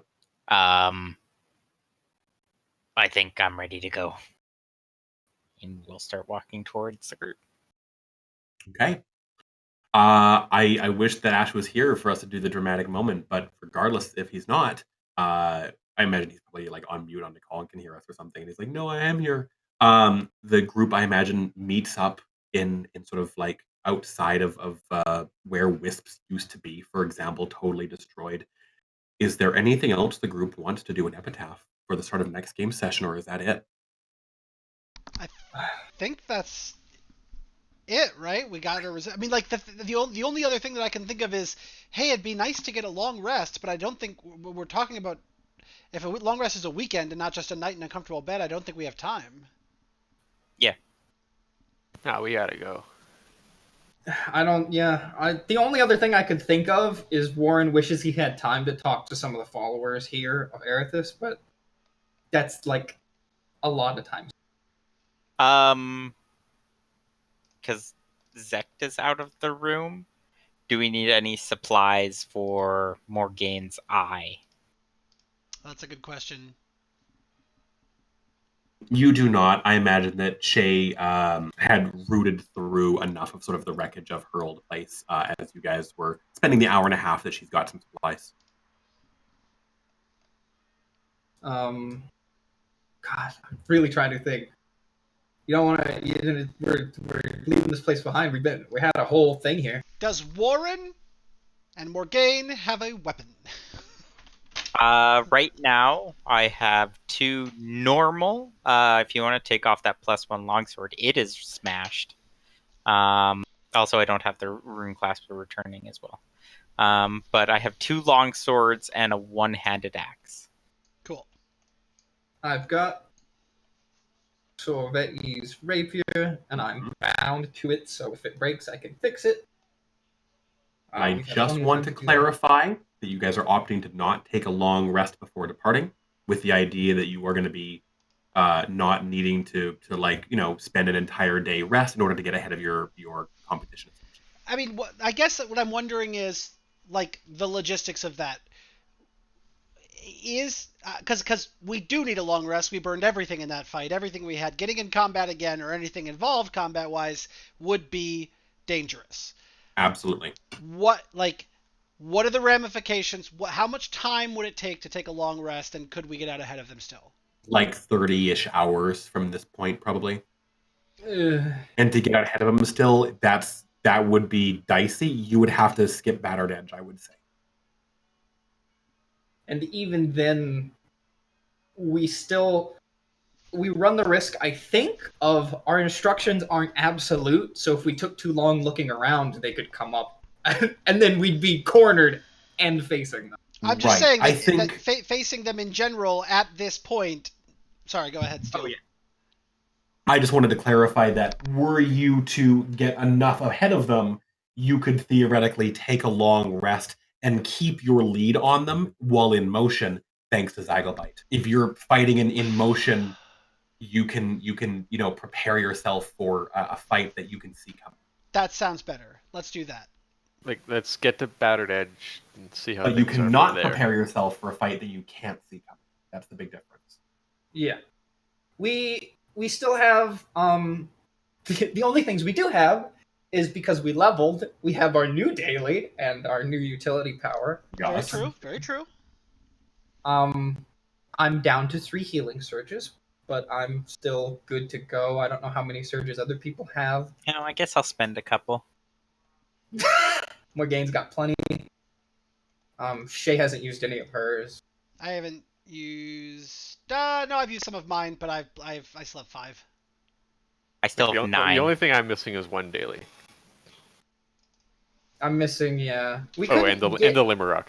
I can't use the daily item anymore. couldn't Yeah, I'm get into missing both anything my dailies, but that's fine.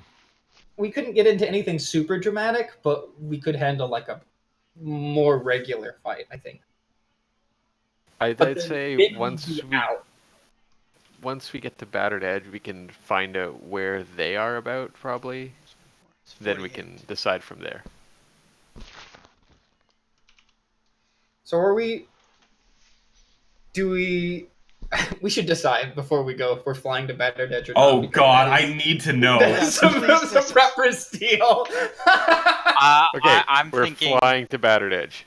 Yeah, should Battered we, Edge. should we votes? Battered Edge. The simplest way. I'm for Battered Edge as well. Yeah, So that's Battered 4 Edge. for Battered That's Edge. definitely majority, yeah. Okay.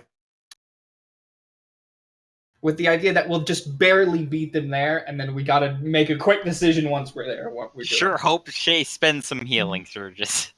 Like, if we need to, we can spend the 50 residuum and find out where they are. True. And also call Garo a dick. That would be Well, good. I yeah. mean, I think we also need to oh god. That decision's made. The rest can be decided while we're on Zagglebite, but there is the thing of letting the Dust Hunters know that they probably know. I probably don't need to tell them. They probably know. They probably know. I was gonna say I need to tell them the creature's dead, but I think they probably figured that out from shore. From the waves. Yeah. The change in sea level. Do we want to Sorry- plant sorry, a little Iron flag Guest. that just says you're welcome? I wish we could. We'll leave our PayPal information so they can pay us. All right. Shay, as you guys start leaving the city, it's a long trek down to the beach. I want to just say as well that Shay, the last time you see Fable she is in the center of the group. She is singing the body songs with the best of them. She's got like a bottle in one hand that she pops the cork of, and she's got one of the women from the Victoria's Secret who is like inspecting her wing, and you can see that she is like wincing and feigning that it hurts more than perhaps it actually does. And she catches your eye just for a brief moment. You can see like a guilt wash over her face, because it's very clear that again she's turned on the charm. She's back trying to look out for number one, trying to figure out what she's going to do to live and survive without money or resources or a home. And in the moment that your eyes meet, you watch as her perfect red lips part for just a second, and she mouths the word one last time: "Stay." What do you do?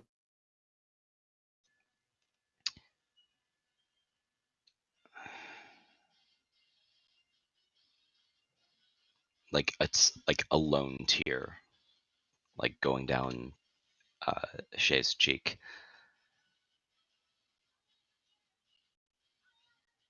she keeps going. Fable's head turns back, and you can see that she's like laughing as her head turns back at the hilarious joke that the flurry of bros leader said, and she slaps him on the shoulder, and she also has her back to you.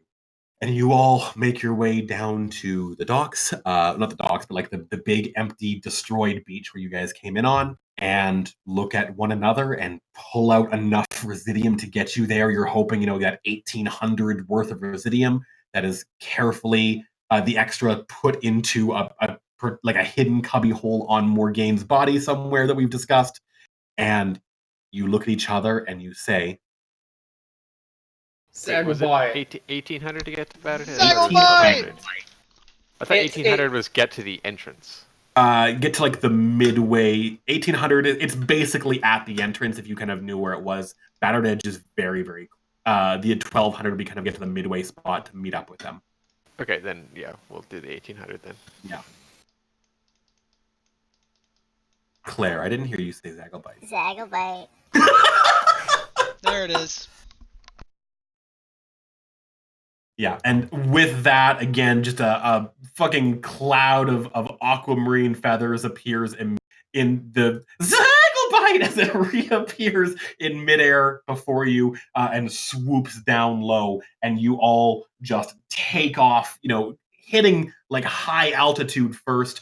The howl of the howl above swirling and churning above you with lightning and thunder. Can I add a little? Yes. Yeah, please. Can I just for the moment, can we, as we're about to leave, just because Sagglebite's so fast, take one little small, like kind of victory lap-ish around part of Epitaph, and can Warren, as we're going, fire off fireworks as just kind of Hell yeah. and we wave at them as we go. Just a goodbye, He's leaving this island kind of like forever. Elbow, wrist, wrist, wrist. Elbow, elbow, wrist, wrist, wrist. Yeah, you're just like, magic fireworks, motherfucker! As you just blast a bunch off in the sky, and you can just hear the shouts beneath you. And this is like the third time that you've flown away from somewhere to like the shouts of victory of people cheering you on. It feels fucking great. And then you turn and begin your long flight southward, and you can see far, far in the distance, their ship must be just docking Karna's ship at the far shore of the Ka. And the time that you spend on Zagglebite is hours. It is long, long hours of travel where anything that you have to say, we'll pick it up at the start of next game for sure. But every hour you either have to land and recast the ritual once more, or you guys have mostly perfected the art of kind of doing it in midair over the ocean. But it is a long, long flight. There is no in-flight movie. There are no snacks that are served. And in fact, it is at this point that you realize that you're still good on food, absolutely. But this is sort of the point where you realize there's no turning back. If the Promised Land does not turn out to be a final destination, as it were, you are not surviving a return trip. Even with Zagglebite, you've got enough to get there. You've saved some time, absolutely. But that is the end of your destination in a lot of ways that the characters right now do not fully understand. And as we fucking set sail and fly off, is there anything else the players would like to add? Keep my eye peeled on the water. Here we go.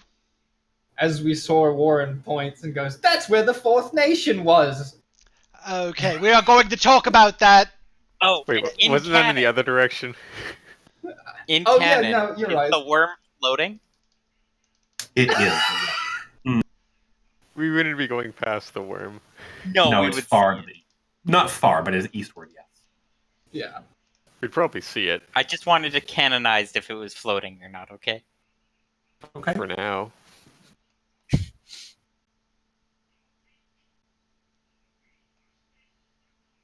Is there anything else we want to say before we call it for the day?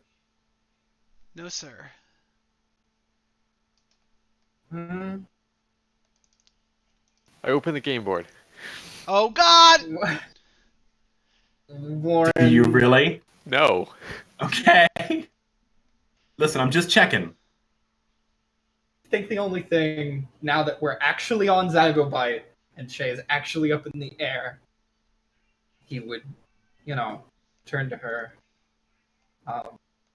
say, I'm glad you made this choice, and I hope eventually you figure out what I did.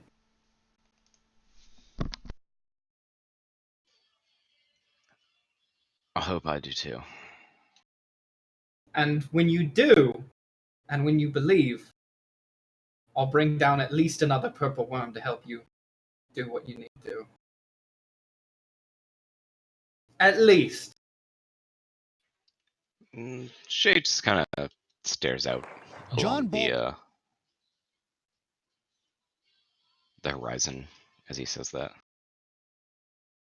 You can see the cities of the Ka on the backs of these massive aurochs or the massive scarabs lumbering through the desert eternally. Cities always in motion. And this time, as you begin to sail southward and make your way across the ocean, as you get closer and closer to the south, you can see that there are the shapes of those four massive monuments way, way off in the distance, like representing the very southern edge of Epitaph. And Warren, this is the very first time that you realize that it's not that they're hidden by the howl, it's that you just don't remember what's past the edge. You just forget that they're there. And I'm going to play us out. Oh, man. Let me tell you what I wish I'd known. When Oh, I that's a was cool young song, and man. dreamed of glory. You have no control. Who lives, who dies, who tells your story? I'm gonna stop the stream to avoid another copyright strike. I know that greatness lies in you.